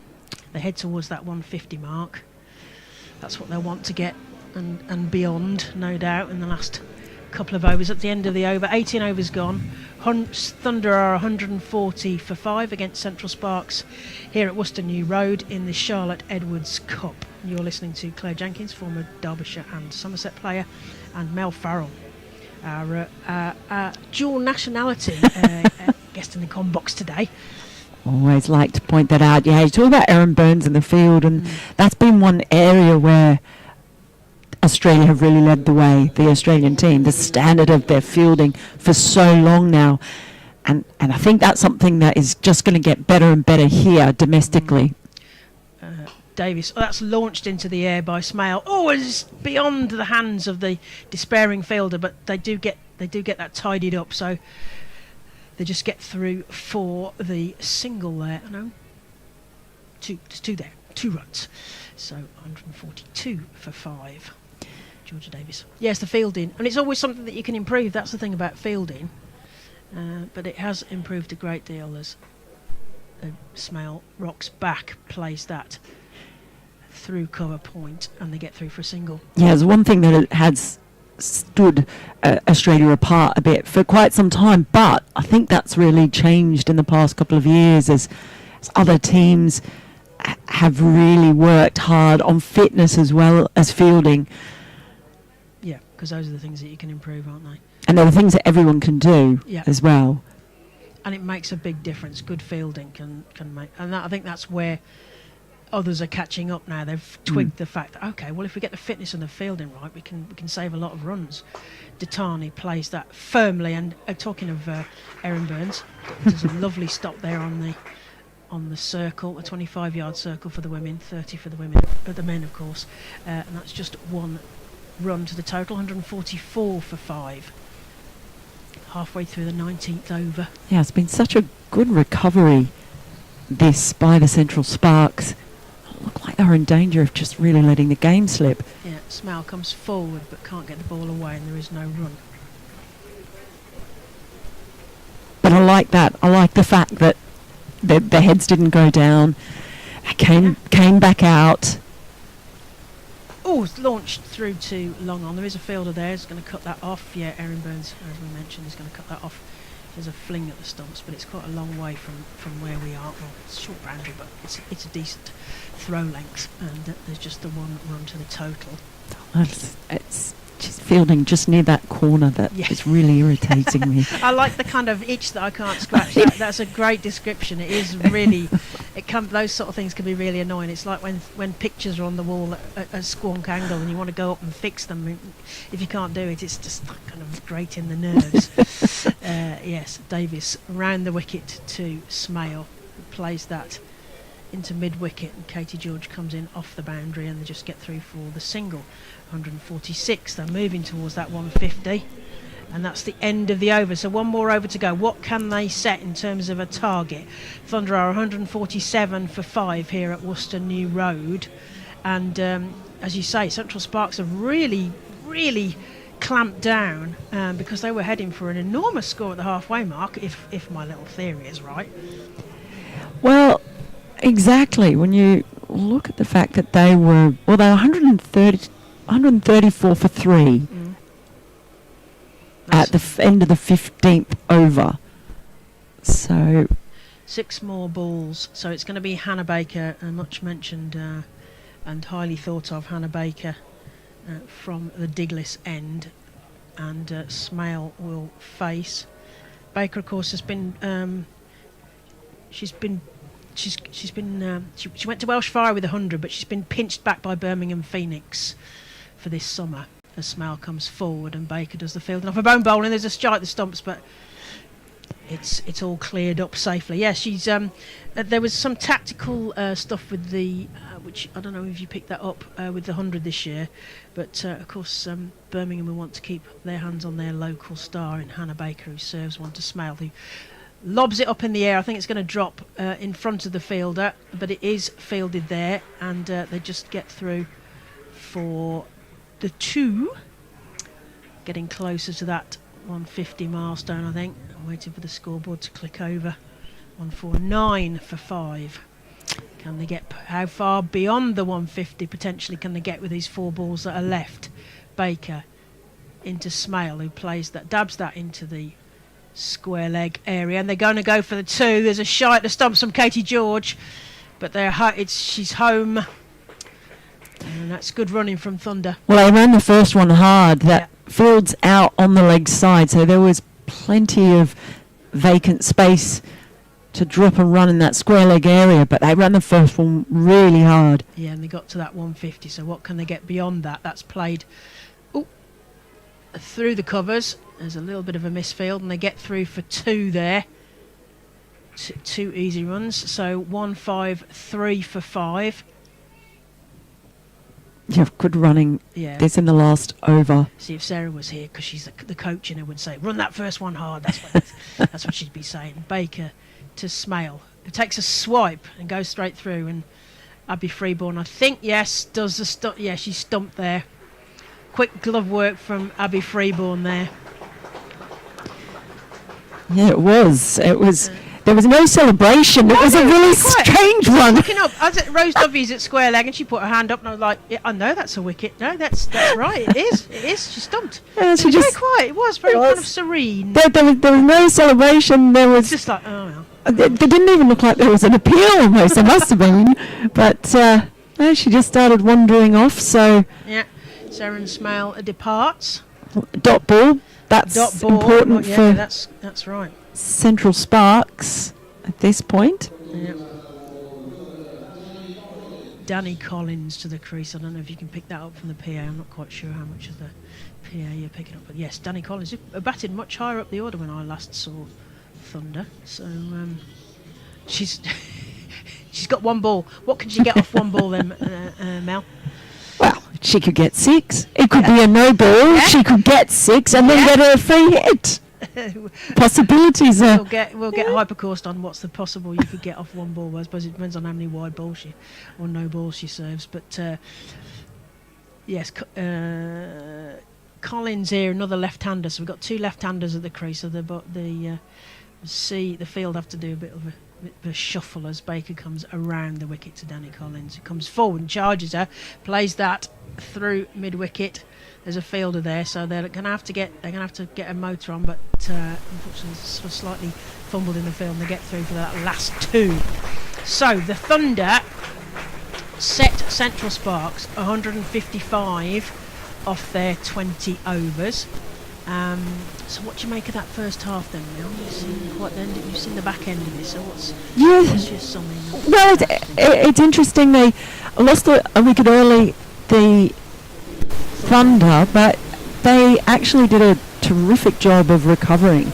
Emma Lamb and Fee Morris, that partnership.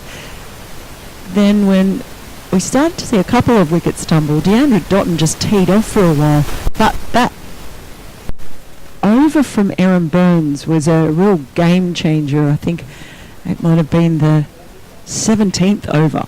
Even that late in the day, Burns took a couple of wickets and all of a sudden things screeched to a halt. So what was looking like a score in maybe the 180s, pushing it up there, they've managed to really pull it back. So there's some entertaining cricket in there, and well, the Sparks have given themselves a chance really, but they're going to have to bat well. The boundaries are short, there are runs here, it's not too quick, the outfield, but the Thunder have shown that some pretty good running between the wickets, the boundaries are there to be hit as well. So I think it's going to be a quite an interesting chase. It's definitely one that's gettable for the Sparks. Yeah, it's going to be a fascinating chase, I think, the second half. So we're going to take a little break for a cup of tea here at Worcester. So we will be back for the second innings of North West Thunder, or Lancashire Thunder as they call themselves now, have set 155. So Central Sparks will need 156 to beat that in the 20 overs of the second innings. And we're just going to take a little break here, and we'll be back with you with the second innings.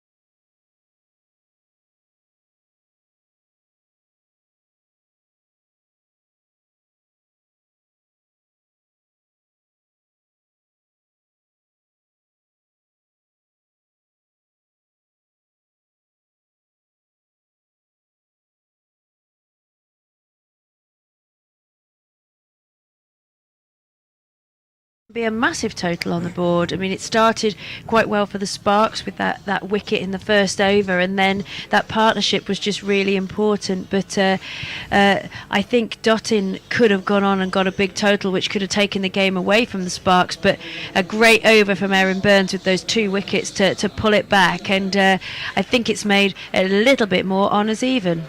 Yeah, that Erin Burns over, as Mel mentioned as well. That was a key moment, wasn't it? She makes things happen, because I think some people sort of underestimate her bowling and her impact with the ball, but she's done very well for the Sparks this season. So. And I think as an off-spinner, people are always going to go after you at times, but the way that she thought about what she was doing, there was some quicker balls in there, she was dragging her length back a little bit. It was clear that she had a plan to the batters, and one big hit doesn't turn her off her game, and she's obviously has a wealth of experience of playing over in Australia, and it did show today at that key moment. It could have been a really big game changer. It's those cricket smarts, isn't it? That's the thing. It's having that cricket brain, which she clearly has in spades. We've got quite a height contrast here. Mahika Gore and Rose Dovey, the umpire. Yeah, I think she's one of the tallest, definitely the tallest girl on show today. I mean, there's obviously some tall bowlers for the Sparks that aren't playing today, but perhaps not at the same height as Mahika Gore here, who's opening the bowling from the New Road end.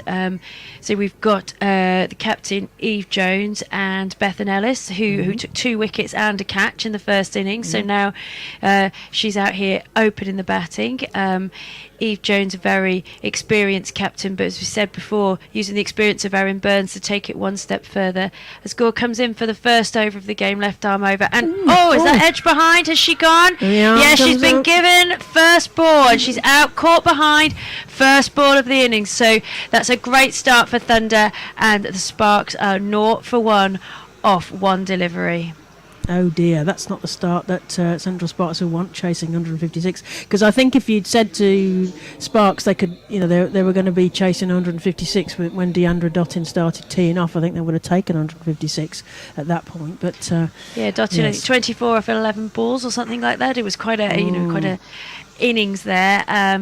And that was just not the start that the Sparks needed there. Jones somewhat squaring up to the bowling of Mahika Gore there, and just getting that thin edge, and the slow finger of the umpire went up, and she's walking back, unfortunately. I would say to the pavilion, but we're not actually in the pavilion today for the women's game, as this is a double header. They're kind of in a makeshift pavilion, or kind of we've got lots of plus marquee and plastic chairs along the side of the pitch. Of course, it's great to host these double headers. Sometimes they just don't have the amount of changing rooms or change facilities needed to host 2 teams, but we can make do, and we can. It's a great occasion, and it's great to be here. Yes, lovely. So we're going to have the men will be playing later, the Rapids versus the Leicestershire Foxes, as I understand. Yeah, as Davina Perrin takes a guard here. The crease of the field has changed a little bit, but this is 2 right-handers now. Interesting to see if she comes over or around the wicket now. Mahika Gore, she shines the ball, so a big sort of dominating tall figure here. Born in the UK, but currently plays her cricket internationally abroad, I believe. So left arm over the wicket. Davina Perrin's gone back. There's another big appeal there. She's getting them to come back in their crease. You'd say that she's rushing these batters a little bit so far with these first 2 deliveries. Both have gone backwards, appealed that one that was definitely sort of a little bit high, we would say, but Thunder definitely got the upper hand so far. Using all her height there, and it's very impressive in terms of her height with the red kit as well. Makes us really stand out. Yeah, Gore comes off a mark again. Rhythmical run up here, shorter delivery, and Davina Perrin's just thrown the bat at that, and it's gone down to 3rd for 1 run. A little bit of a misfield, but she's got away with it, and not the tidiest of throws in either, but maybe that's just a warm up for that fielder down there at 3rd man. Yeah.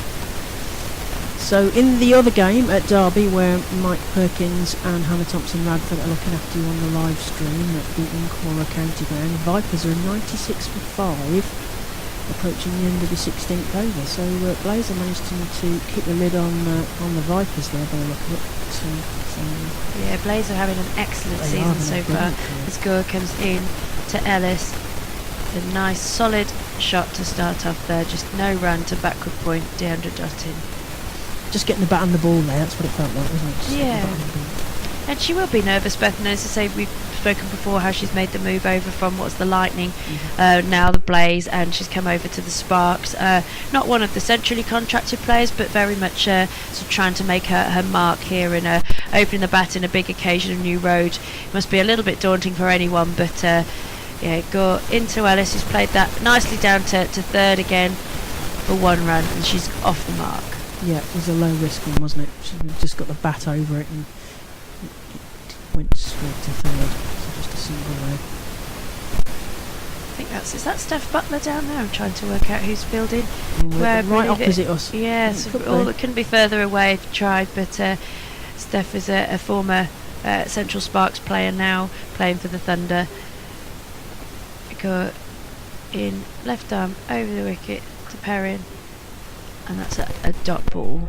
Davina Perrin, another one of the Sparks players who played in the Under-19 World Cup, didn't actually get as many starts as perhaps she would have hoped for, but nevertheless it would have been a great experience to be in and around that, and the training and everything else, and to get a cap under your belt, an English cap is still a fantastic achievement. And she would have been one of the youngest out there as well. I think she was doing her GCSEs last summer, I believe. I think she gets to qualify for the next one, I think. Yeah, she'd still be around. So playing a summer at the Birmingham Phoenix and doing the Under-19 World Cup before your 17th birthday can't be too bad. Yeah, it's amazing, isn't it? It's probably thinking this cricket game's easy, isn't it? You get those sort of opportunities straight away. It was brilliant. Tara Norris coming on from the Diglis end. Talking of players who made their mark recently, because she was the only associate player since she qualifies to play for the USA. She was the only associate player picked up in the Women's Premier League, which is the women's version of the IPL, and took a stunning 5 for and put herself well in the spotlight for future franchises. As left arm over to Ellis, crouches. Flirting with the edge there, and Ellie Falco getting very excited about that. Score is 2 for 1. 1 over down.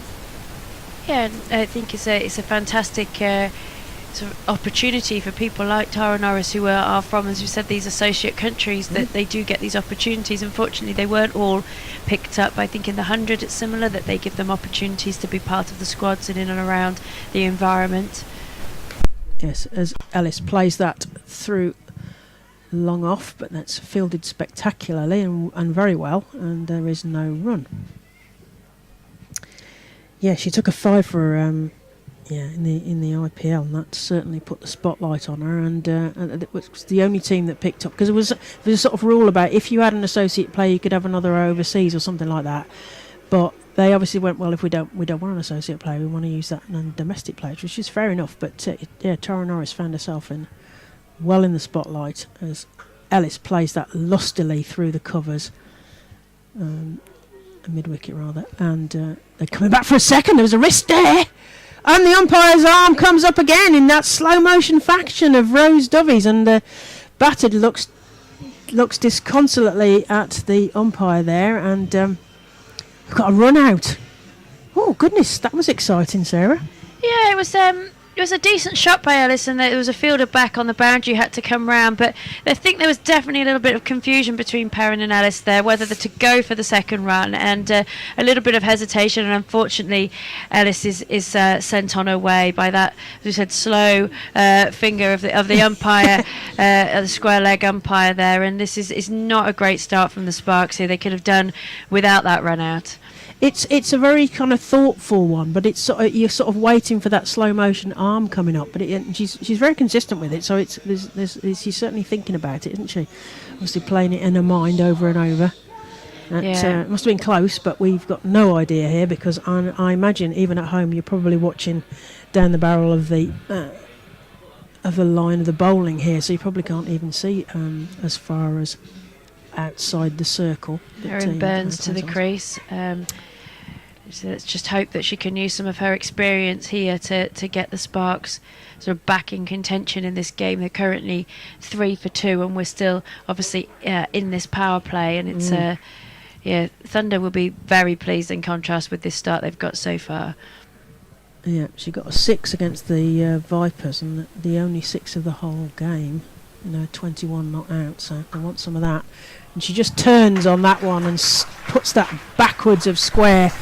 Really easy and lovely shot there from Erin Burns. 4 to the total, 7 for 2.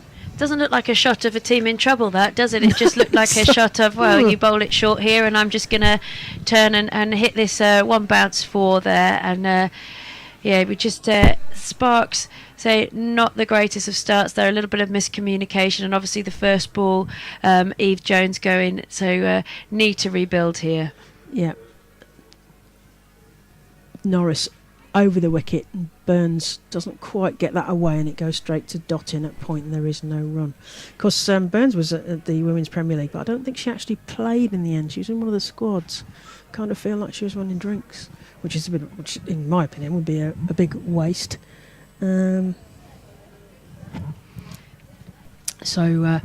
Yes, Norris rounds the top of her mark and comes in to Burns.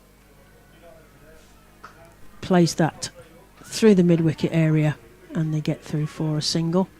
Erin Burns very clear. She only wants one run there with Davina Perrin, and she also pinches the strike at the end of that over. So Sparks are 8 for 2 in reply. They need to get 148 more runs, and they're already 2 overs down. 2 overs and 2 wickets 2 down. wickets as well. It's so I think Burns there, we talked about her very loud calling, and I think that's perhaps what's needed with the junior Davina Perrin at the crease, and the Sparks will desperately be trying to not lose a wicket now and consolidate and sort of just get really stuck in, and early wickets would obviously rise the Thunder here, but just there is some very good experience there with Erin Burns, and let's hope that she can show it now. So another over for Mahika Gur, so the left-hander. I don't know if she's still growing, but she's still young. Gosh, yes, she I might think be there still much growing. Be more growing in her here, and so she shines the ball before coming in for her delivery. With her open arms in the run up there, fuller delivery, and it's just left by Erin Burns, and it's a wide, umpire signalling well left as it turns out there. Central Sparks will take all of those bonus balls and runs, won't they?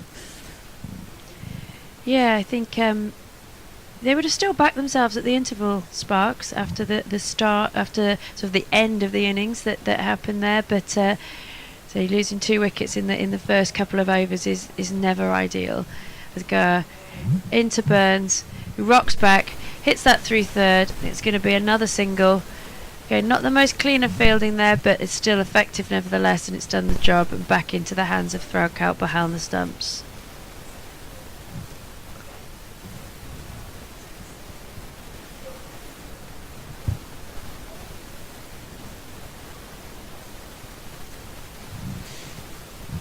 So go back to mark,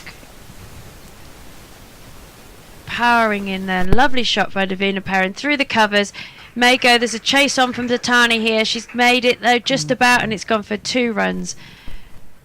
It's a great Davina Perrin, quite a compact player, but still gets her hands through the ball nicely, and that's run away, but didn't quite make its way to the boundary here. It's been a little bit sticky in the outfield, a little bit slower than some of the other grounds around, but the girls are having to chase here quite on a regular basis, and so that shot a little bit more power and it perhaps would have gone, but go into Perrin.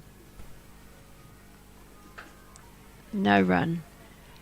Yeah, I was at Taunton yesterday, which had massive boundaries. I don't think they changed them for the men's at all, but it had a very fast outfield, but I think Somerset County ground does tend to be quite quick in the outfield, and very different conditions today. As you say, sort of slightly sticky, even though it's a short boundary, it seems to be not running through, perhaps. Yeah, I mean, we've talked about this boundary shape, but the size is relatively small, but it's so it has got there quite a lot in the first innings, and that's in the air, but it's safe, and it's down the ground for 4 runs. just about safe, you'd say, just on the edge of being safe. But there was a dive from the fielder here who just missed the ball. It's gone straight down for 4 runs. There might have been a slight intake of breath there from the Central Sparks bench there as that ball went slightly in the air. Yeah, Tara Norris, I think, did a elegant job there of a dive, but perhaps not quite as close to the ball. It's difficult to tell from this angle whether she was close or not. Nice straight drive anyway. Back into Perrin. It's rocked back, trying to force it a little bit there, and it's not really got very far and gone straight to Naomi Dottin, who's fielding in sort of a straightish mid-wicket area. Scores 14 for 2. Perrin is on 7 off 7 deliveries, and Burns 6 off 4 deliveries. Need to do some rebuilding here, don't they? A bit of just let's have a bit of calm. I think that's hopefully what Erin Burns can bring to the young Perrin. And Kaur again into Perrin, who rocks forward. She's got to have a little bit of patience here, Perrin. It does look like she's trying to force the shots and just take her time. I'd say, as you said, Erin Burns now, calm her down, tell her that she's got the time. She has got it will come. I don't think if she's forcing it, it's almost like she's overhitting it a little bit at the moment, and it's not actually coming off for her. But lots of time left in the game, and so Burns having a word with her between overs in the middle now. Yes, a bit of calm from Erin Burns. Hopefully that's the chat in the middle as Perrin takes her helmet off. It's probably getting a bit warmer out there. Although it was very hot yesterday down at Taunton. Goodness me. Bank holiday weekend, it was hot. Farrell's just made a bit of a laugh behind us now. She's bought a new jumper in the shop. She's partly Australian. She's trying to deny it, but she's got a hoodie on. She's cold. She's cold. It's what we call nesh in certain parts of this country. It's a bit. Yeah, she's got a hoodie on. She'll warm up. Norris into Burns, who comes forward and misses that, and then just indicates to her partner which way the ball is moving. There was no run. 16 for 2. Bank holidays, you should be lucky it's not tipping it down with rain and freezing cold, because this time last year we were looking at this. Sarah and I were at Edgbaston for a double header. Like, it was the evening and it was freezing and the aircon was up, so we were frozen. Sarah managed to grab herself a blanket to keep warm as Norris comes into Burns. Plays that beautiful shot backward of square. My, that sat up for her, and she said, "Thank you very much, I'm dispatching that." So Sparks another 4 to that was a lovely shot there from Erin Burns. Yeah, she's played some shots, lovely shots on the leg side so far. She obviously likes that shot there.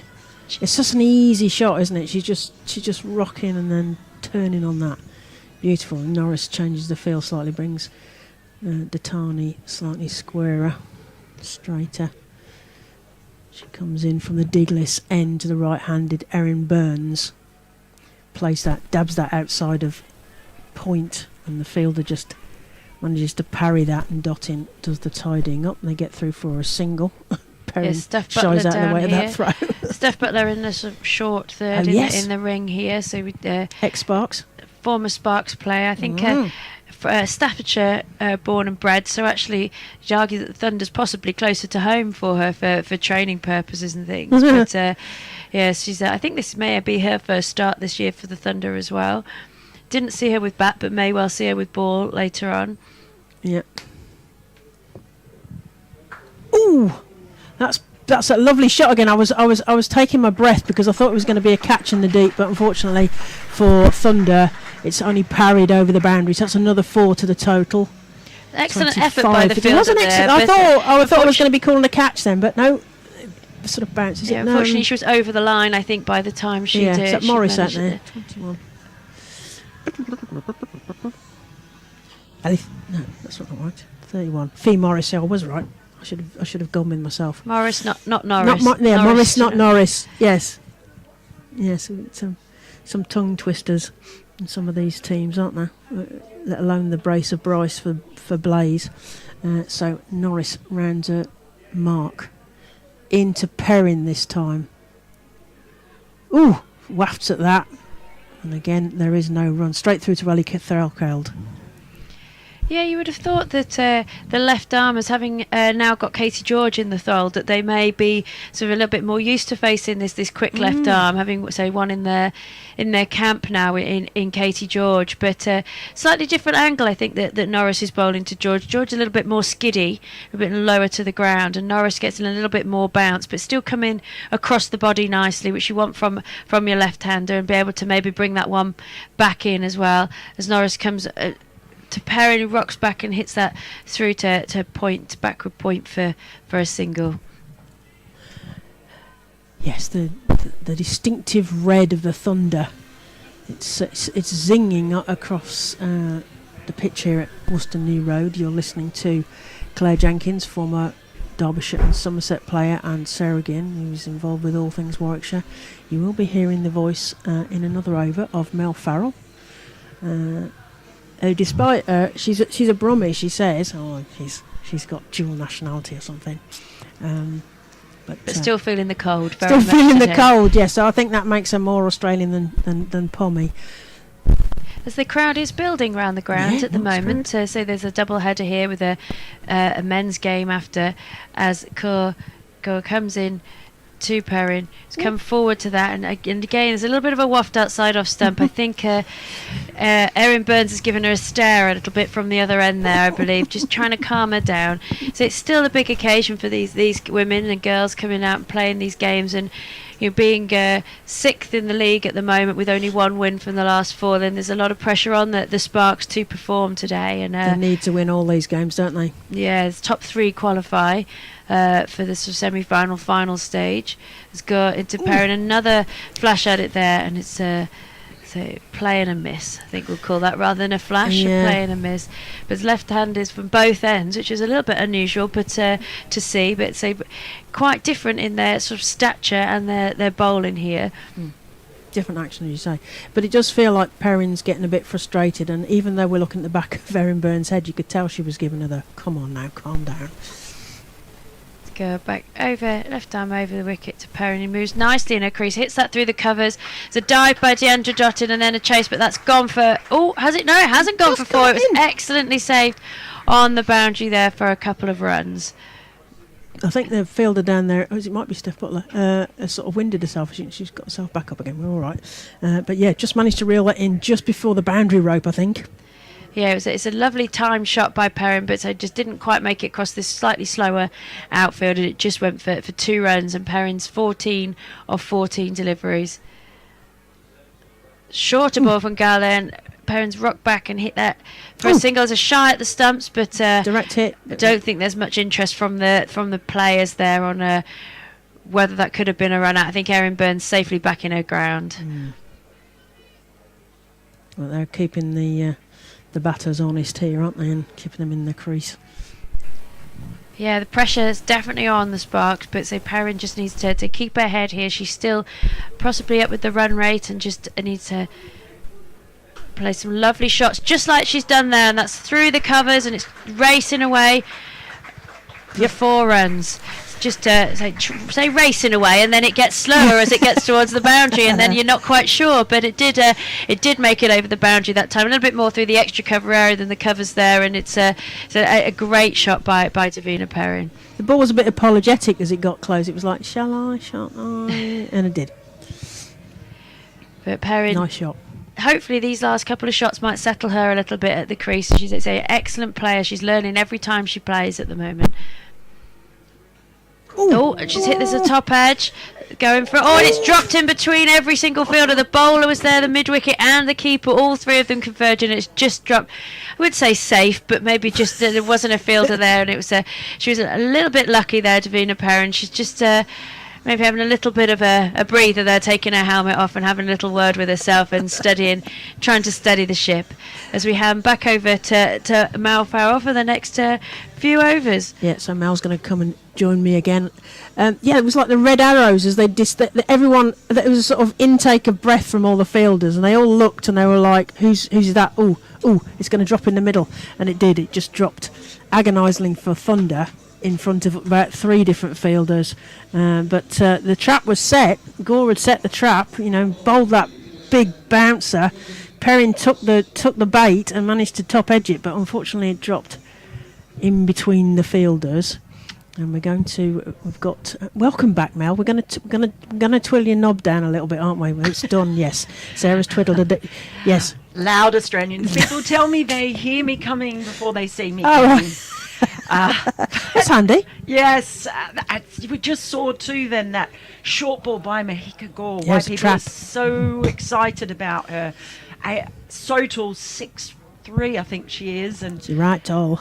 very tall, and a lot of women aren't used to receiving the ball from that angle. Absolutely. As Morris comes into Perrin, who comes forward and defends that.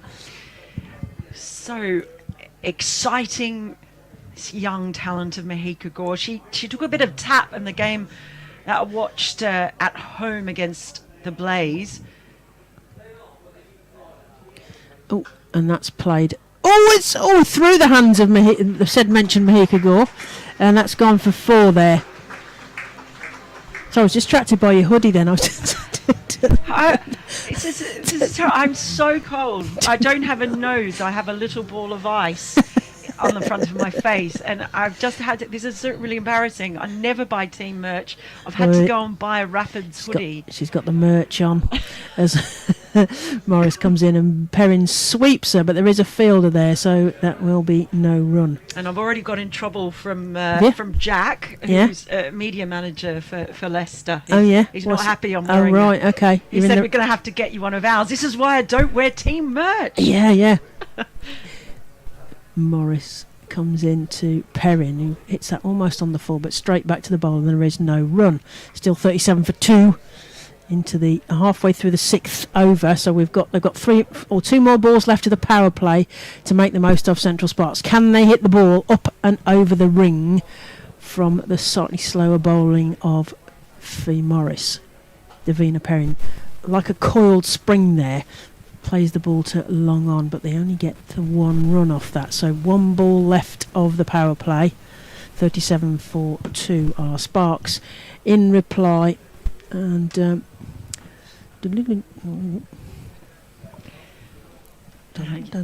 Sarah's showing me something, and I don't know. I'm not entirely sure what she's showing me. Sorry, as Morris comes in to Burns, who plays that beautifully. A beautiful shot there. Inside out there.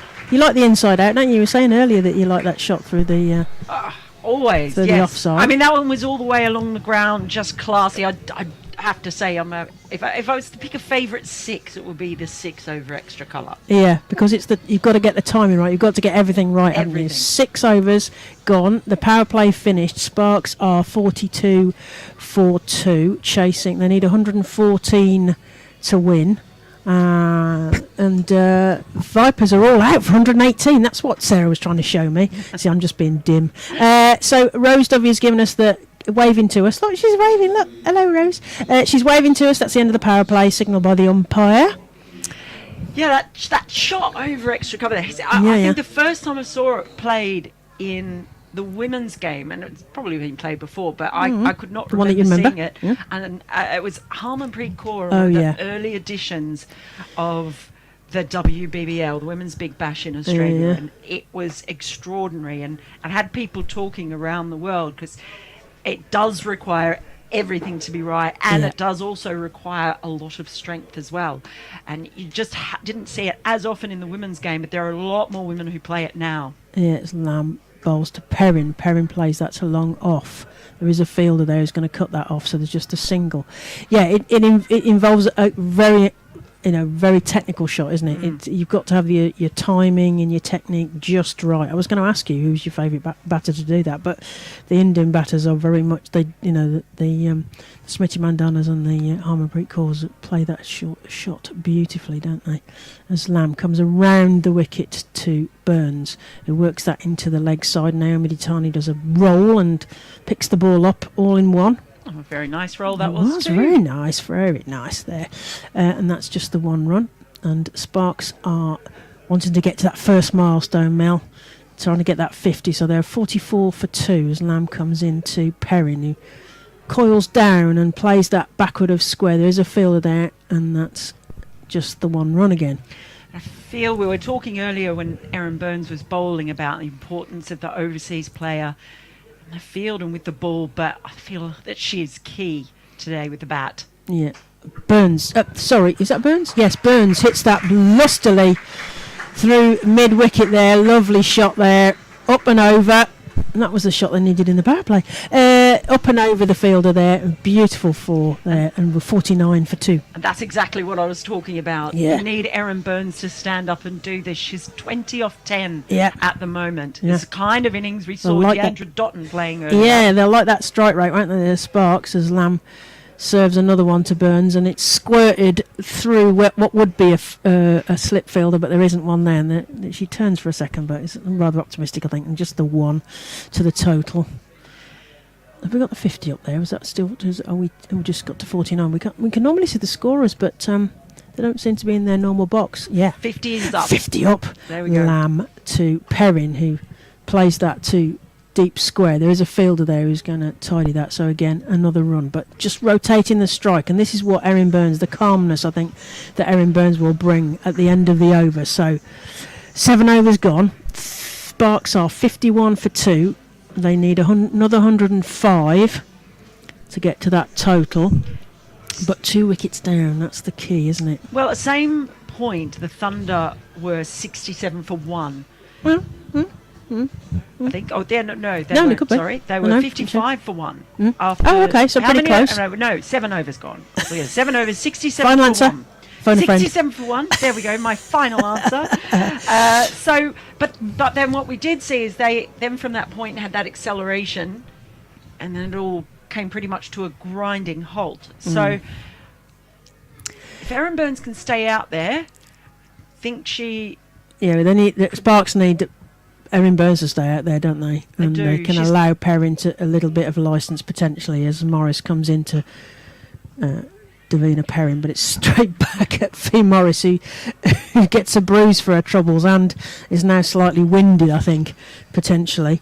Yes, I think she probably took one on the finger there, so there's a bit of she's trying to take a breath.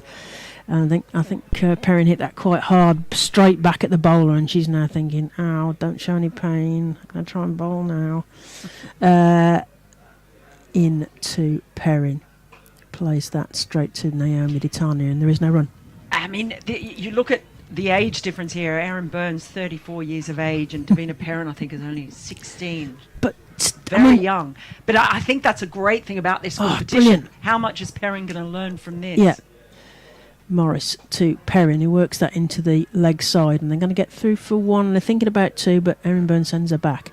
And that's the thing, isn't it? When you've got, we've got Donna van Neerkerk at Sunrisers, and just for me, the moment of the last game I saw Sunrisers, her giving advice to Grace Scrivens. I know Grace Scrivens isn't the captain, but we need Grace Scrivens to learn as much as she possibly can from Danny van Neerkerk, in the same ways Burns can teach Perrin here. There's got a bit caught up there, but it's a wide ball, so no risk there. But Burns tried to play that into the leg side, but they get an extra ball and another run. So take a breath as Ellie Threlkeld's gone to her knees. I'm not quite sure whether she discombobulated herself there. No, she's taken a glove off. She's taken a little breather.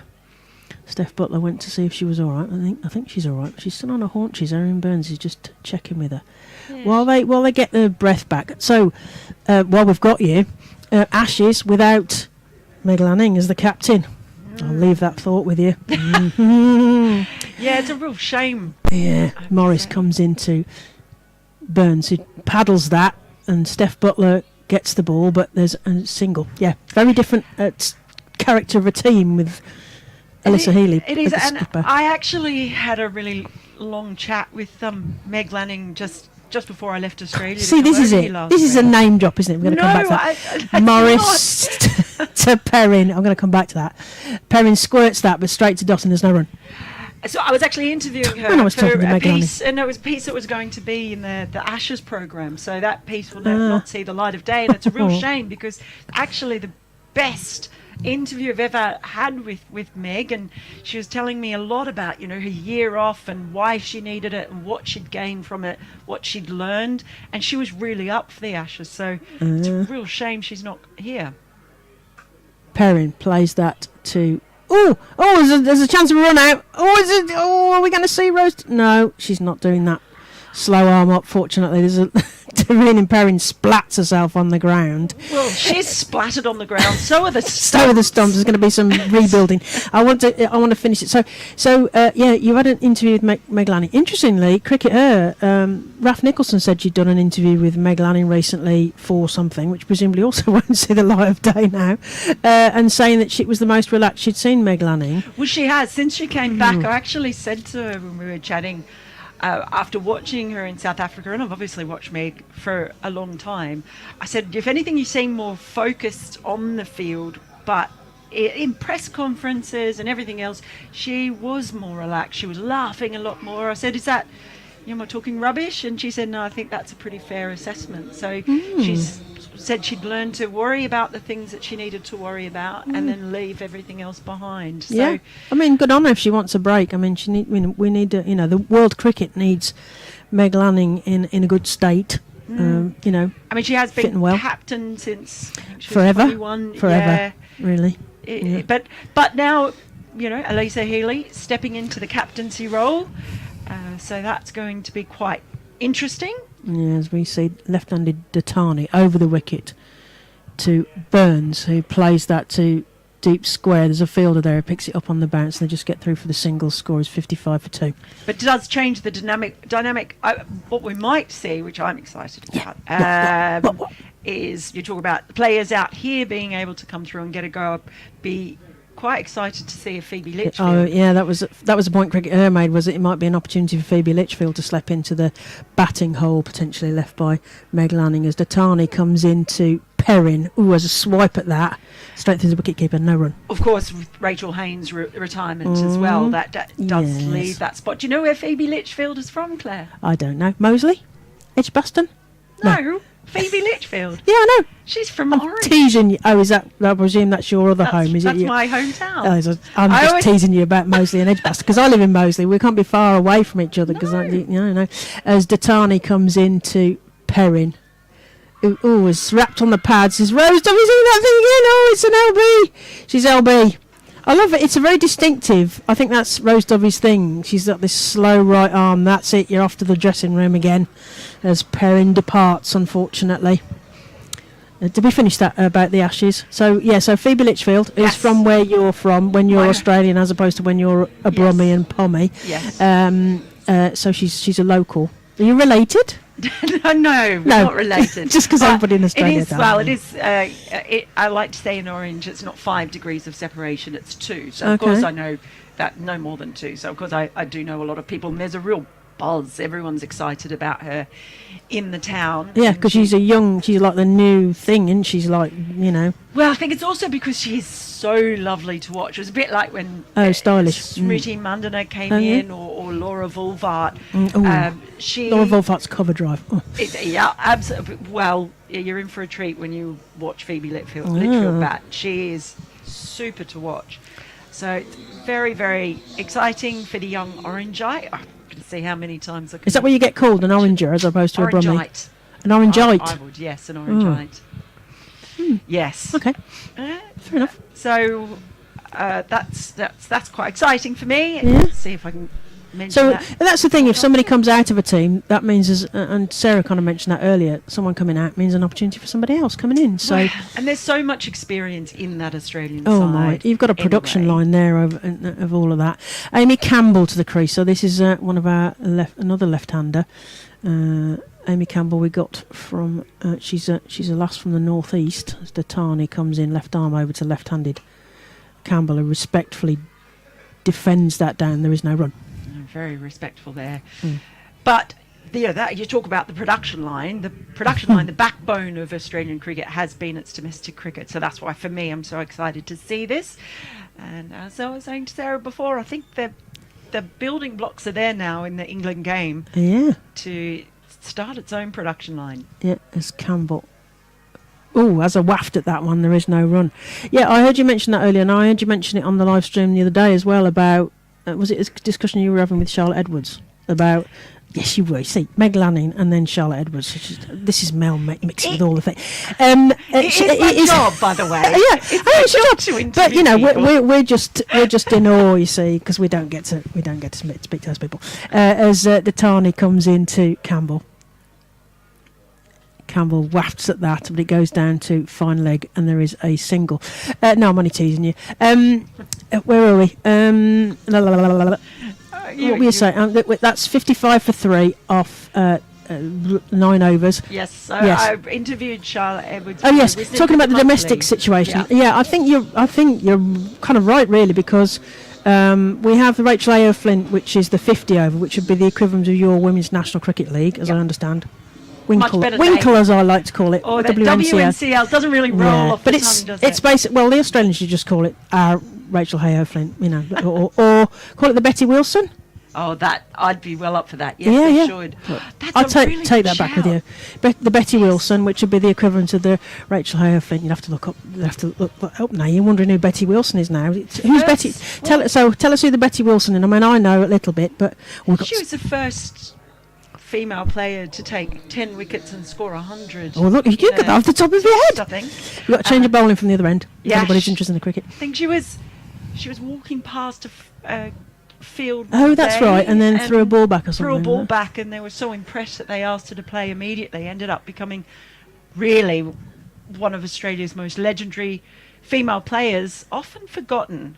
Yeah, right arm round to Amy Campbell, who takes a big swipe at that, and it goes down to long off. And when there's a bit of a fumble, but they get through for a single. Yes. Yeah, I called her the female Bradman, I think, Yeah. at one point, because you always have to compare her. You did Yes, because they have to. You know, why would you have to do that? But I suppose if you're going to make sense to a wider audience, you have to kind of give them a reference point. However, we don't like the comparisons because we want them to be their own people. But Betty Wilson, very famous female cricketer, sort of a la Rachel A.O. Flint, if you like. And that's a huge shot, but Dottin's there. Oh, it's over her head. Dottin, rather, is over her head. That's a beautiful 6 there from. Is that Erin Burns? Yes, Erin Burns. Oh, beautiful 6. Well, that one came with a bow on it. Proper Right. wallop that was. I mean, It was a full toss though, and I could see the cathedral shaking, thinking that was going to hit it then, as is Steph Butler from the far end. Yes, it is Steph Butler, ex of Central Sparks. There's a bit of a local vibe there. As Burns hits another one in the same direction, but this time along the carpet to Dottin, who's going to... there's a little bit of a dance on that one, but they get through for a single. she dragged her length. So Betty back there. Wilson, so she's famous. There we are then. I'm starting the campaign to make the Women's National Cricket League the Betty Wilson Betty Cup. Wilson in the trophy. same way that the 50 over for these regions is the Rachel A.O. Flint Trophy. I We'll come back like to that. that, Claire. Steph Butler round the wicket to Amy Campbell, who plays that straight to the field, and there's no run. Tell you, I am going gonna to take that back to Australia. If that ends up happening, we'll remember this day This here. this day will be moment. remembered. I mean, I'm not that powerful, but You speak to Meg Lanning and Charlotte Edwards, so you're much more powerful than any of us here. Steph Butler comes round the No wicket to Campbell, who plays a full toss to backward square and underneath backward square, and that's 4 runs. Useful runs these. A 6 and a 4, we like that. That's 10. And I don't do numbers, so that's good. So the score for Central Sparks, 68 for 3. a bit of an awkward bounce, but it was It was. absolutely walloped. That So the ball. point you were making was that the English domestic structure is catching up, or possibly has the potential to overtake the Australian structure, as Steph Butler comes in to Amy Campbell, comes forward and plays that into the pocket at mid-wicket, and there is a single. Well, I think, and it's Or it has the what potential. Charlotte said. It's Lottie said to me then, and I've thought about it quite a bit, and I do think she's right. I mean, you've got 3 competitions, domestic competitions here. Australia's got 2. Australia's tend to, it's on very early usually. The women's big bash, a lot of games, but it's on very early, and then the WNCL is kind of change about a bit. It's a little bit truncated. It's difficult, isn't it? Because they have to shuffle, and then of course you have to shuffle again when something else comes, like the Women's Premier League, and they're going to do home and away, which is then another question about whether you're going to have a window big enough for all of that. As Dottin comes in from our end, the new road end, left arm over to left-handed Amy Campbell, wafts at that, and there's no run. Yeah, so I think structure-wise, it's quite enviable because you've just got this period of what, three months or so where there's just cricket on all the time. And I think that's quite good for the game here. Yeah. I do think that it'll start to catch up the quality of domestic competition in the next few years. Dottin to Campbell, who plays down on that, and they get through for a single. The fielder does a spectacular dive over that one. Yeah, so we've got the Charlotte Edwards Cup, which is the T20. We've got the Rachel Hayhoe Flint, which is the 50 over, and we have the 100. And so you kind of got the so if we're saying the Betty Wilson Cup, as I'm going to call it now, the WNCL, you don't have an equivalent. Or the kind of the Women's Big Bash is sort of half the 100, but not as big or as jazzy, and half the Women's Big Bash. They're sort of, it's twixt and between, isn't it? As Dottin comes in to Burns, who plays that back, but there is no run. Well, some people might disagree with you about it being big and jazzy. I mean, The 100 big and jazzy. No, Ooh. you talk about the WBBL. I know, Being well- as big and jazzy as the 100. I mean, No, so the 100 is the biggest and jazziest of all of the set. Women's Big Bash, sometimes quite jazzy, but not quite as jazzy as the 100. But more jazzy than this. Is that the point? Yeah. Byrne plays that through long on. It's going towards the boundary, and Fee Morris nearly cut that off. She's mad with herself there, but it did hit the rope. There was a bit of a confusion there because I think Smale was sort of gave up part way, and Morris had much further to get to it. yeah, And they sort of look a bit disgusted at each other. There's a bit of, I think there's a bit of body language going on here. Well, I think it feels like Thunder are like, oh, shouldn't have let that go. Smale could have put a dive in. Yeah. I think that's what it boils down to. Yeah, I think Morris is like, I've got a long way to go to get to that. Dottin to Burns, who doesn't quite get the timing right. There is no run. Yeah, could have put in the dive there. But So we were on the jazziometer, weren't we? So, the yeah. jazzometer. Yeah. Yeah. So yeah, potential, and that's what we're so envious of the Australian production line, as I mentioned it earlier. You know, so you know, one of your fast bowlers goes down, and another fast bowler comes on. You know, and another one, and another one. There seems to be, you know, whatever you take out, something else comes in to replace it. As Dottin comes into Burns, who plays that beautifully through the point region. There's a field around there who manages to cut it off, and they have to run the 2 there. Does well. That's very good. Ball slowing up in the outfield a few times. Despite the sunshine here at Worcester New Road, so you're watching the Charlotte Edwards Cup, which is the T20, so it's less jazzy than Women's Big Bash, but not as jazzy as the 100 we've established. Yeah, that's. I suppose it's your subjective view of jazziness. But you talk about the production line. I mean, the production line comes from competitions like this. I was talking to Sean Flagler, who was the Australian selector, and we were talking about how you build a champion team, and he was saying, you know, really key, if you don't have a lot of resources, perhaps as much money to put into various things, you can still have the best playing the best, and that's the key. And not only the best playing the best, but the support of crowds, games on television, games on live streams, that all creates its own pressure as well. Yeah. So you've suddenly got the best playing the best, getting more opportunities, playing with and alongside terrific players. It only lifts the standards. Yeah, Campbell plays that down, and he's going to take a run as a drop and run there. Another one to the total, 77 for 3 sparks. Yeah. The problem with Australia is that they keep finding another way to push the bar up. So more investment in domestic we talk cricket. about Australia being 7 or 8 years ahead of us because all of their regional players, so the equivalent of here, all of the regional players have all been full-time paid for a while, 7 or 8 years. So we're talking about being 7 or 8 years behind. The problem is, as we try and catch up, you're always going to be ahead. That's the challenge, unless it plateaus at some point. Tara Norris is just marshalling her field and tossing her. I like to think that it hand actually from hand. sort of pulls everyone up. Yeah, with yeah. them, though. Well, that's it, isn't it? Like you say, the bar goes up and everyone has to chase it, and that's worked into the leg side by Erin Burns, and they get through for a single.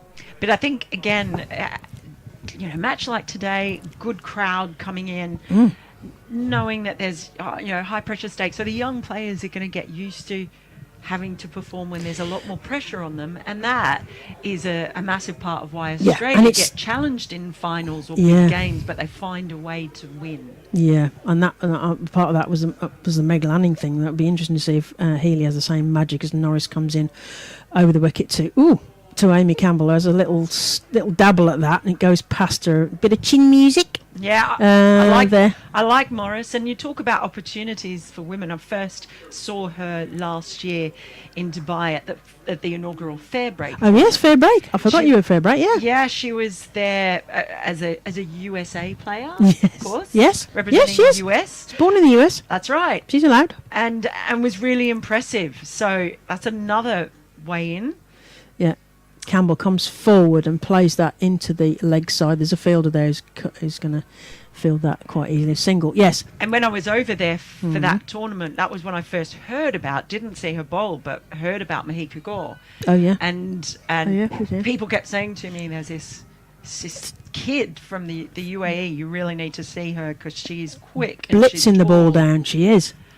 So that was a really fun tournament, and great to see associate players playing alongside. Oh, it's just brilliant. We'll get you to talk about that in a minute. Norris comes round the wicket to Burns, who plays that into the offside, and there is a fielder there that's going to get that, but they get through for 2, which will be much needed. They need to wind this up a little bit now. So Sparks is it going to go to 81, or is it 81 for 3? The last ball of the 12th over, so they need 75 to win. Yes, fair break. It's you need to look it up really, but I will get you to try and explain it in a few short words. Norris comes over the wicket to Burns, who works that backward of square. There is a fielder, Naomi Ditani's going to stop that with a spectacular dive, but they get through for a much needed 2 there, which is good. So, yeah, fair break. How would you... I know what it is, but how would you explain to our listeners who don't know what fair break is? Well, it's a T20 tournament, the brainchild of Sean Martin, an Australian, and they basically get players from associate countries, so from all around the world, Japan, Botswana, Papua New Guinea, all Argentina, Nepal, Brazil, Austria, like all of these Germany. players, they're all invited. It's an invitational, but then they play alongside in teams. It's all drafted out. And the likes of Heather Knight's played in it. Sophie Devine.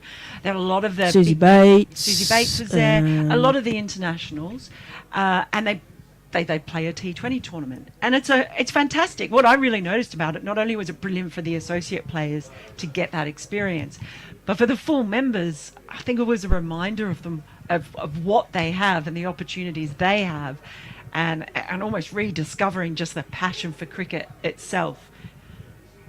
So they've just had the second one this year. I wasn't there this year. That was held in Hong Kong. Yeah, right arm round the wicket to Amy Campbell, who plays that into the offside. There is a fielder there, so it's just one single there. And they play for a team. There's 5. Is it 5 teams? I think yes. 5 teams, and they're like Falcons, and they have their names, and they come back to play for those teams. But there's a sort of family feel to that. But it's not a franchise. No. But it's a team feel, a family feel to each of those themed teams, if you will. Yeah, and there's another one later this year in In September America, aren't they? in the US. Yeah.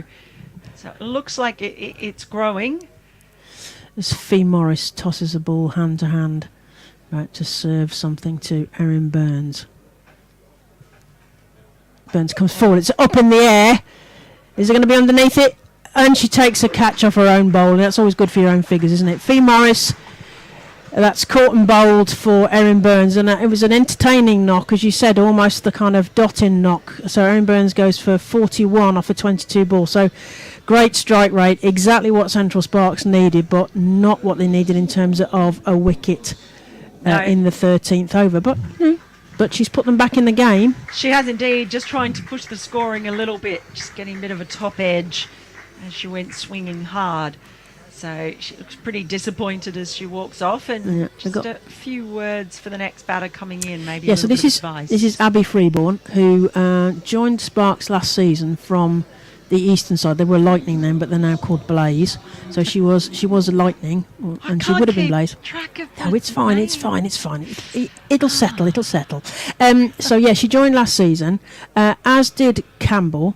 Now I call these this is talking them up now, but I call this is the engine room. So they were new imports last season. They seem to have some sort of. This is also going to be setting myself up for a fall, but they seem to have some sort of understanding. And this is where you want them batting, where Central Sparks will want them batting together. They bat well together. They batted kind of separately in the last game, and I like to see them bat together.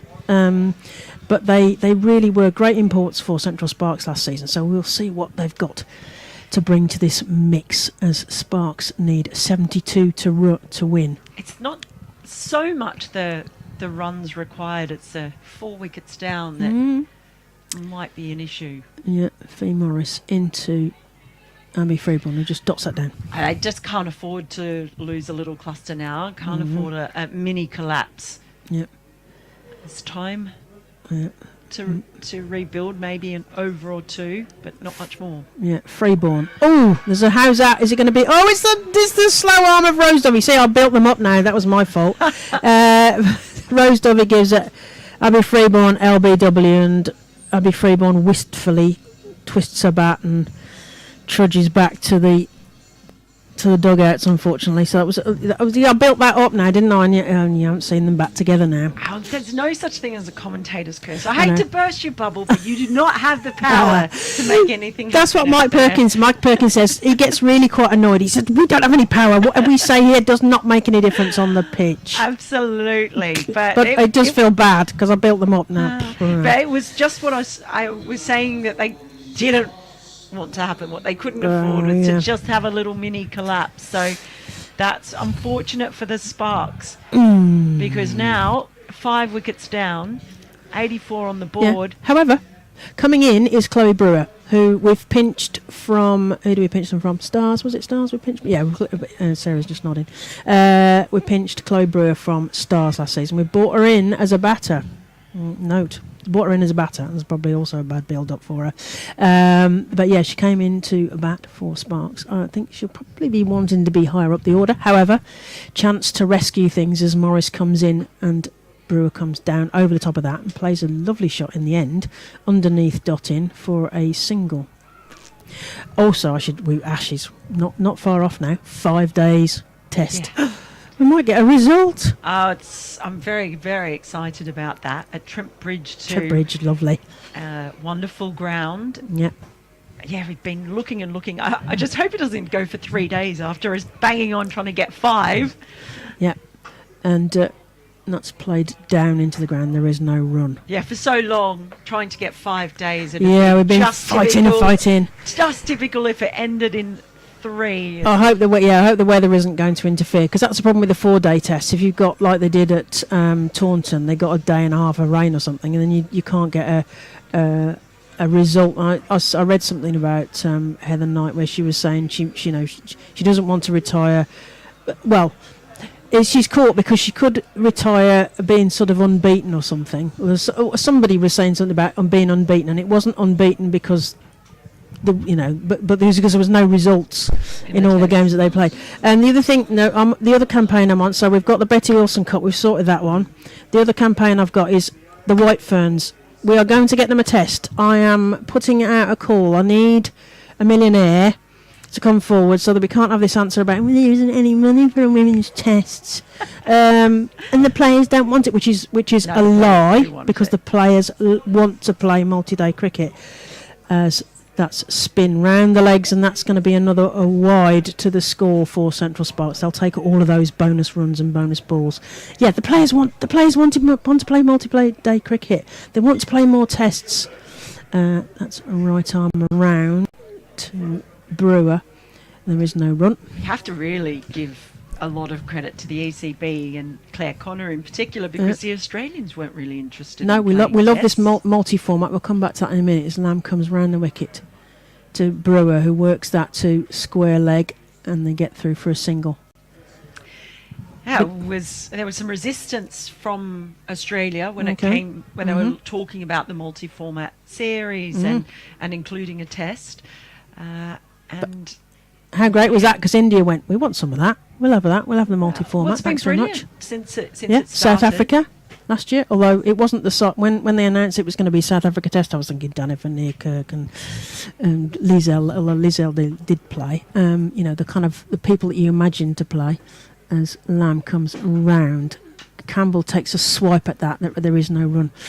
Yes, so we're starting to see the other nations, but Sophie Devine and Susie Bates have got to play Test cricket, and I would bring back Amy Satterthwaite if they get a Test match, please. That's my other plea for this millionaire. And that goes underneath the bowler, and they get through for a single. Score moves on to 88 for 5. Halfway through the 14th over, 69 to win.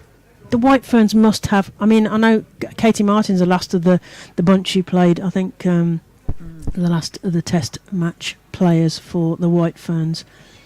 Brewer. Oh, so lets that go past. Are we going to get a wide? No, I think she possibly moved across. There's a change in the regulations in terms of if there's a lateral movement. Although I don't think she made much of a lateral movement.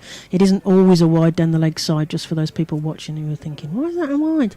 And that's worked off her legs there, and they get through for a single. Fortunately, Campbell got the memo there and got set off quite quickly to get that single. As Brewer pinches the strike at the end of the over. Brewer's on 3 off the 5 balls she's faced. Campbell is on 12 of the 16 she's faced. Sparks are 89 for 5. They need 67 off 6 overs. They're behind the DLS, if that's anything to go by in terms of a par score. I mean, hopefully we're not going to be interrupted by rain. But once it creeps up over 10, it's always going to be a big tighter challenge, and it's that wickets column that's the biggest concern for the Sparks with 5 down. It's going to be a big task for them. Just losing those 2 early wickets put them on the back foot from the start. Aaron Burns getting them back into it, but it's a big task at the moment. Morris to Brewer. Tries to squirt that backwards. There is no run. Yes, so we need a millionaire for the White Ferns to get a Test, and I'm going to recall Amy Satterthwaite for that because we need a left-handed opener in a Test match always. And again, that goes straight through to the wicketkeeper. There's a wide that time, so 90 for 5. Yeah, so that's the White Ferns. I have a special place. I mean, who doesn't for Kiwis? Sorry for your Australian half, but I did work with the White Ferns many summers ago. And that's straight to the field under no run again. I worked with the White Ferns when it was the Quad Series, England, Australia, New Zealand and India a while back. NatWest Quad Series, and they're a lovely bunch to work with. Talking of Susie Bates, etc. And there's the shot at the stumps. Fee Morris is thinking, I've got stretched there, and I wasn't sure that there was a chance of a run out, but there was a dot ball for Thunder, who will be relishing all of those dot balls as Morris comes in, and that's played by Brewer straight to the mid-on fielder, and there is just an easy single there. An easy single, but what they really need are some boundaries here. They do need some boundaries, but they have got this niggly right and left-handed batter, which means that the field have to readjust, and so does the bowler in terms of getting the right angles. The left-handed Campbell down the leg side. We're going to get. We're at the wrong angle, but that looked quite wide there. But you've probably got a better view there on the live stream than we have, because we're looking at 45 degrees, so we can't see the angle on that. As Morris comes around the wicket to Campbell, who comes forward, shapes to make a big shot there. There's a chance of Ellie Falco thought she got the stump in there. Well, she was a long way out of a crease. I was just stuck taking a breath. Just stuck a back foot there. Just got back in time. Yep, and Jack Chantry, the umpire. Jack Chantry says, nah. Of course, someone who knows this ground incredibly well. He was I don't know. I don't profess to know. Yes, I don't profess to know much about the men's game, but I gather he was he's a local. So you never saw him bowl? One of the most interesting actions you'll ever see. Oh, was it? Okay. Didn't he have some?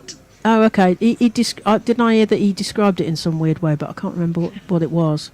Because I think about people like Katie Levick and co, and some of those spin bowlers who describe their action like a frog in a blender and all that kind of thing. So right arm round from Emma Lamb. Oh, tries to scoop, attempted scoop there, I think. Sort of rampy thing, but there was no run. Called a wide. Called a wide, and we'll have that. Thanks very much. And I say we. Shouldn't say we. Central Sparks will be pleased about that. Lamb around, and that's worked into the leg side by Brewer, and they get through for a single. Ooh, it's a countdown now. So 92 for 5. Sparks needs 64 ish. Going to be a 63. very big ask because run rate keeps It will. creeping up. Yeah, Campbell takes a big blow at that, but there is a fielder on the boundary. Naomi Tani cuts that off, so there's just a single, as you say. Desperately need for some boundaries here, and well, they'll be quite happy at the moment, the Thunder, just to keep leaking the singles. There's plenty of vacant space on the leg side, and that's worked into the leg side. And there is a single, 95 for 5. I'm going to take a little breather, and I'm going to bring Sarah in for you. And just going to reach across Mel. doing some juggling here in the press box. So this ball's just turned around the corner by Campbell. Again, it's just the single, though. It's Dottin doing the fielding in the deep. Sorry, just leaning over you there, Mel, to turn the microphone up. It's not a lot of space in here to move around. It's basically like a bit of cricket commentary twister. And trying to keep warm, which might help us out today, keeping on the move as Brewer just nips a single into the leg side there. Well, I have to say I feel much better since I bought the hoodie. Yeah? Yeah, I'm now wearing 2 hoodies. I've got layers upon layers, and I can just about feel my nose again. Well, the sun is creeping out. Oh, I know you it keep is. It saying is. It that. is. There's definitely less cloud than there was before, but it's not making a permanent appearance. That's for sure. Slam into Campbell, who's just trying to force that through, and it's just a dot ball to end the over. And yeah, this is looking like a bigger and bigger ask for the Sparks as time progresses here. Yeah, the squeeze is on now from the Thunder, and they're bowling quite well to their field as well. They've kept the pressure on since the early overs, are taking a couple of wickets, and really it was when Perrin and Burns were there that had got that partnership going. Yeah, and you just thought they might be in with a shout then, but unfortunately, both of them fell within fairly quick succession, and it kind of put Sparks back on the back foot. But both of these players now are recognised batters, so Campbell and Brewer. But yeah, 14.8 and over is the required run rate at the moment as Dottin comes in from the new road end, and Brewer's trying to get that away, and it's just flicked into the leg side for a single. As I said before, might even be a leg by there. Yeah, sorry. Right there, leg side fielders are all out, so there's plenty of singles there. But the problem is not that. The problem is that they just need someone to come out and clear the rope. Yeah, I think Thunder will be happy if they take a single ball here, because it's way on top of that task. So this is the third left armour that we're seeing Seema in this innings, but for Thunder. She comes powering into attempted scoop there from Campbell, but just goes straight into Thrakal's hand behind the stumps. It might not have been set up early enough to execute that shot quite the way she wanted to. It was pretty quick and late movement. Yeah, to Dottin, so the third of 3 left-arm seamers in this Thunder attack comes powering in. It's a big swipe from Campbell, but another swing and a miss, and at least she looks like she's going for it here, Mel.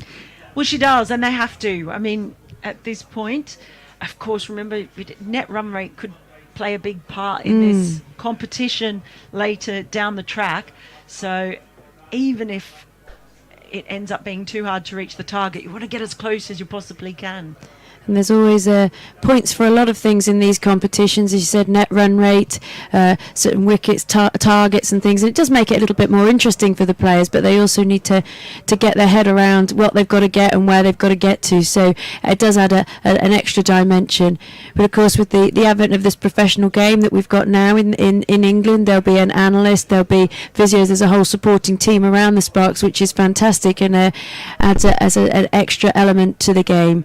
Dottin in there to Brewer, who's hit this down the ground. It's a great dive, but it's just gone through to the next fielder, who picks it up and sweeps her around there for 2 runs. Well, she had to dive there, Morris, because Smale rather, because there was a similar shot earlier. She didn't dive, and then Morris had to do a lot of work on the boundary and couldn't save the 4. So I reckon Smale might have thought, yeah, I better dive to this dive time. for this one, yeah. Smale, another one who took part in that under-19 World Cups. There's a fair few of those girls on display here today. As Dottin back into Brewer, who's got another swing at it again, gone through the safe hands of Threlkeld, who's standing back to Dottin at this point. And that's the end of the over, so 17 overs gone, and the score is 101 for 5. I'm going to leave you for a little bit and hand you back over to Claire. So Campbell on 15 of 24 balls and Brewer on 9 of 15. They'll be hoping to up their run rate, if nothing else. As Mel mentioned, there's still points in it, and it could come down to net run rate later in the competition. So still all to play for here. In terms of maybe the total is 2 out of reach, but anything else would be a bonus. As Morris comes back into bowl. Oh no, Norris, sorry, wrong one. Norris has come back into bowl. The Morris is the Norris. So Tara Norris from the Douglas end. She's coming in to the left-handed Campbell, who's a lovely shot there, but it may have found a fielder. Oh no, it's a dive in vain, and it's gone over the boundary for 4 through mid-wicket. A great effort from the fielder though, didn't quite make the ground. A lovely full-length dive, it just bounced in front of her and went straight over the boundary for 4. Yeah, she just got the timing wrong in terms of that, didn't she? Underneath her.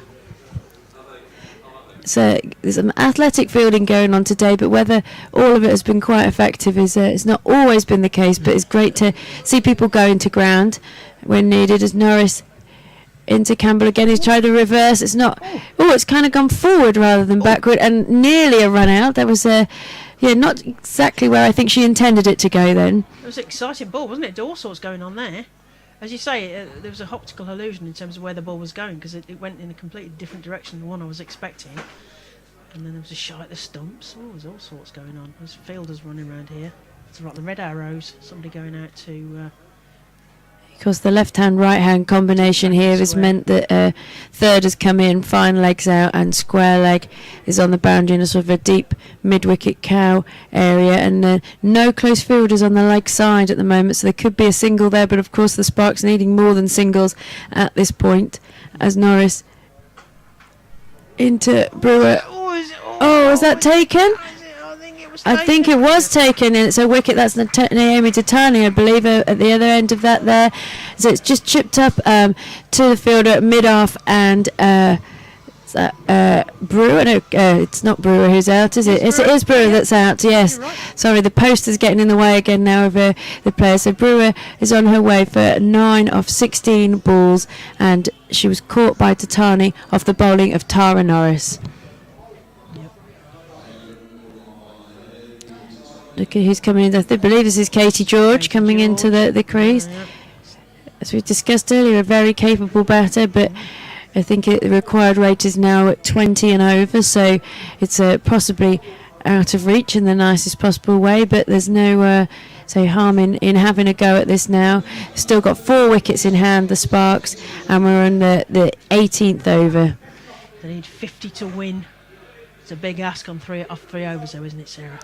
Yeah, it's a big ask by anyone, so they can say these boundaries are short, but maybe not quite as short as they need to be for the Sparks at this point in time. And so we have seen some fantastic big hitting today, but I think this is just maybe a step beyond the Sparks at this stage.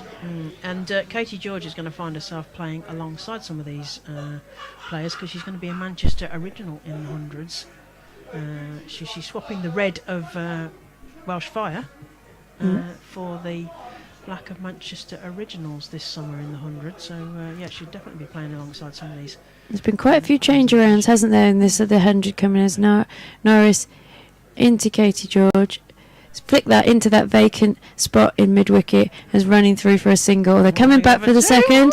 Oh, I believe that's run out. That's unfortunate. Trying to get the runs on the board, and Campbell is run out at the non-striker's end. Katie George trying to get herself back on strike there, so she will get one for that, but no more than that. She may be off the Christmas card list, do you think? I mean, they have to go for it, don't they? They have to go for it, but I don't think there was two there. It was played nicely weighted into their leg side, but never 2 runs there, unfortunately. But they've got to go for it, haven't they? When you need 50 off not very many balls, you've got to be trying to get those 2s. Yeah, this is Georgia Davis, I believe. Similar statures.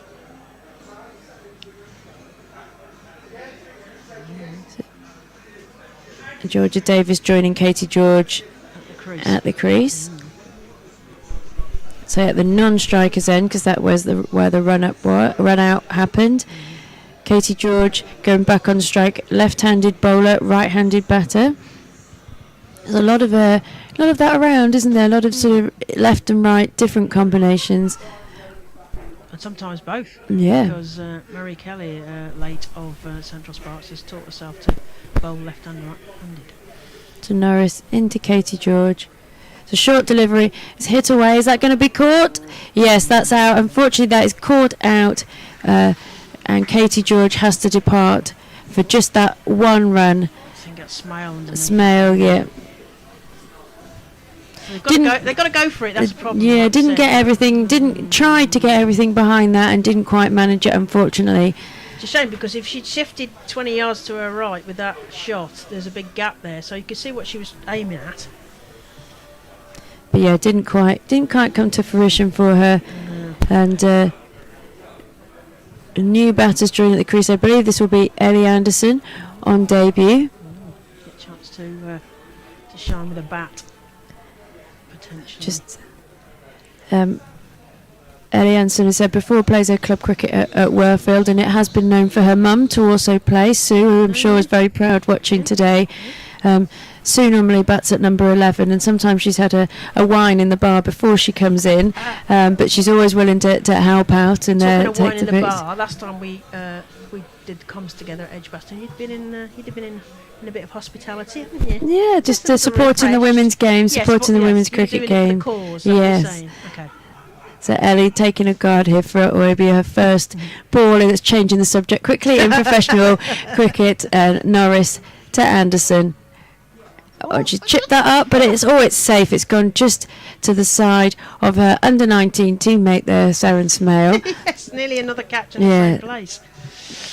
To end the over, and she's taken the strike for the next over.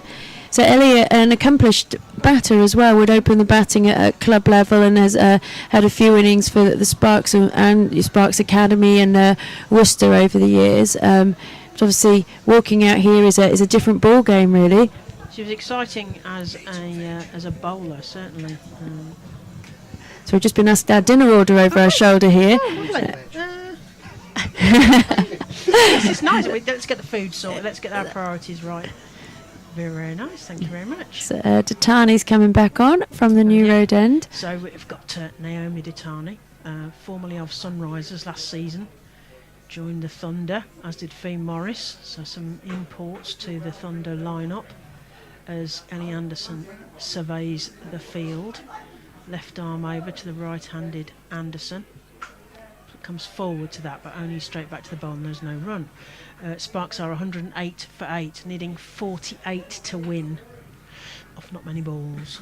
Yeah, there's a lot of movement this winter within the squads. I think different regions are offering different contracts of 1 year, 2 years. People sort of looking around for their opportunities as Datani comes back into Anderson. Yeah. I was just going to say that. No run there. Still 108 for 8. Still needing 48. Not many balls. The required rate is now showing at 28.8 and over. Yeah, it's going to take some getting as Dottin comes in to Anderson, who plays that into the leg side. They get a 1. It would have been a mad second. Smale does the fielding, although not particularly well, I have to say. Not a very good throw, unfortunately. If I'd be thrilled, I'd probably be doing a teapot there as that ball comes along the ground as Georgia Davis takes a guard from Rose Dovey, the umpire at the bowler's end. Jack Chantry, as we mentioned earlier, at square leg. Dottin into Davis. Plays that straight to the fielder at mid-off, and they do get through for a single because it's only parried to her colleague, and they get through for a single. So rotating the strike. They're going to be agonisingly short here, aren't they, Sarah? Yeah, it's going to be a little way off the total, unfortunately, for the Sparks, but if they can just put a few more on the board, we don't know what's going to happen in the back half of the competition, so every run is important, really.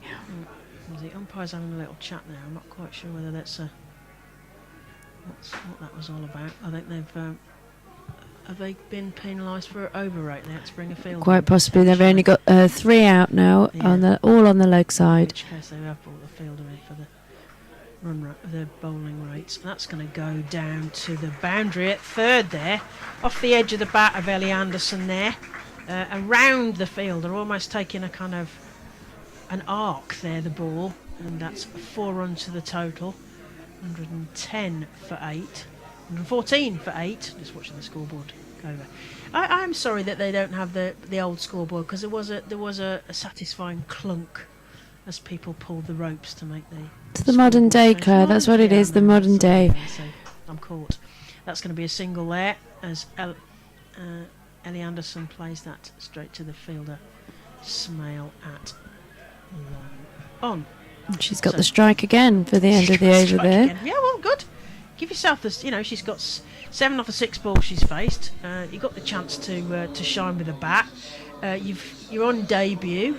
You've had a bowl, and now you've got a chance to do a bit of batting. So Sparks are 115 for 8. They need 41 off the last over. So an unlikely chase, but I think the challenge now is for Sparks to see how close they possibly can get. Yeah, and I think it just is time in the middle for these two now. Say Ellie on debut and Georgia there, and you just feel that a few more runs on the board and a little bit frustrating, although it's not the greatest of days at the office for Sparks. If they could end it on a little bit more of a positive note. I think unfortunately the 2 wickets early on in the innings kind of set the tone a little bit for the rest of the game, and it's just been wickets falling constantly as Goa comes back in to Anderson, and that was a dot ball. There's a bit of a flail there from Anderson, but whereas Thunder lost that early wicket in the first over, but made up for it with that second wicket partnership. I think looking at how Sparks lost 2 wickets in the first 2 overs, it was a sort of a different ball game from there on in. Yeah. Was the neutralised Dottin though? Sparks will have thought they were within a sniff at the innings change in terms of a gettable total. It's Mahika Gore coming from the Douglas end. There's a very short ball there, and it's a signal of 1 for the over from the square leg umpire, and Ellie Anderson probably did well to get out the way of that one. There's a little bit of evasive action taking place. Probably banged in. It must be from a huge height. Well, she's one of the tallest bowlers on the circuit, and she's really using her height, and she got a lot of bounce off this wicket there. But just in the end, all of that for a dot ball coming in. Bit of a fuller delivery this time, and Anderson playing it into this vacant mid-wicket area for 1, if not 2 runs, and then making the run here. Oh, is it going to be out? And she's run out at the non-striker's end. And that's unfortunate, but we keep saying it, they do have to try and go for as many runs as possible at this stage, and Anderson just not quite getting back for that second run. So I think she's been dismissed then for 8 runs off 9 deliveries, and that takes the score to 116 for 9, and we've got 4 balls remaining. Yeah, I mean, Mel mentioned it earlier. Net run rate, I guess, is the other thing to be playing for, or spoiling somebody else's party with. Is that Hannah Baker coming out now? Yes, Hannah Baker Baker. coming in at number 11 here. So we've got 2 spin bowlers here. What resistance can they give to these last few balls? 3 balls to face.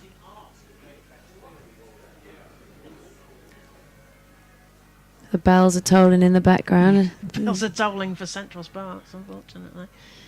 Let's go. So Hannah Baker's fended that away somewhat into backward square for a single. Yeah, it's nice though. There's a nice shot. There's a gap there. No risk. Down on the floor. I think on the good days in T20 you wouldn't expect to bat as a number 11, would you? But then now she's out there, you just think, well, take the opportunity, take it all in, and you know, have a go. Absolutely. Davis is on strike one off just the one delivery that she's faced. It's a full toss. It's driven down the ground. They're running through for a single. Didn't quite get hold of that Georgia Davis there. Didn't make the nicest of sounds off the bat then, but nevertheless they managed to scamper through for a single. Last ball, 38 to win.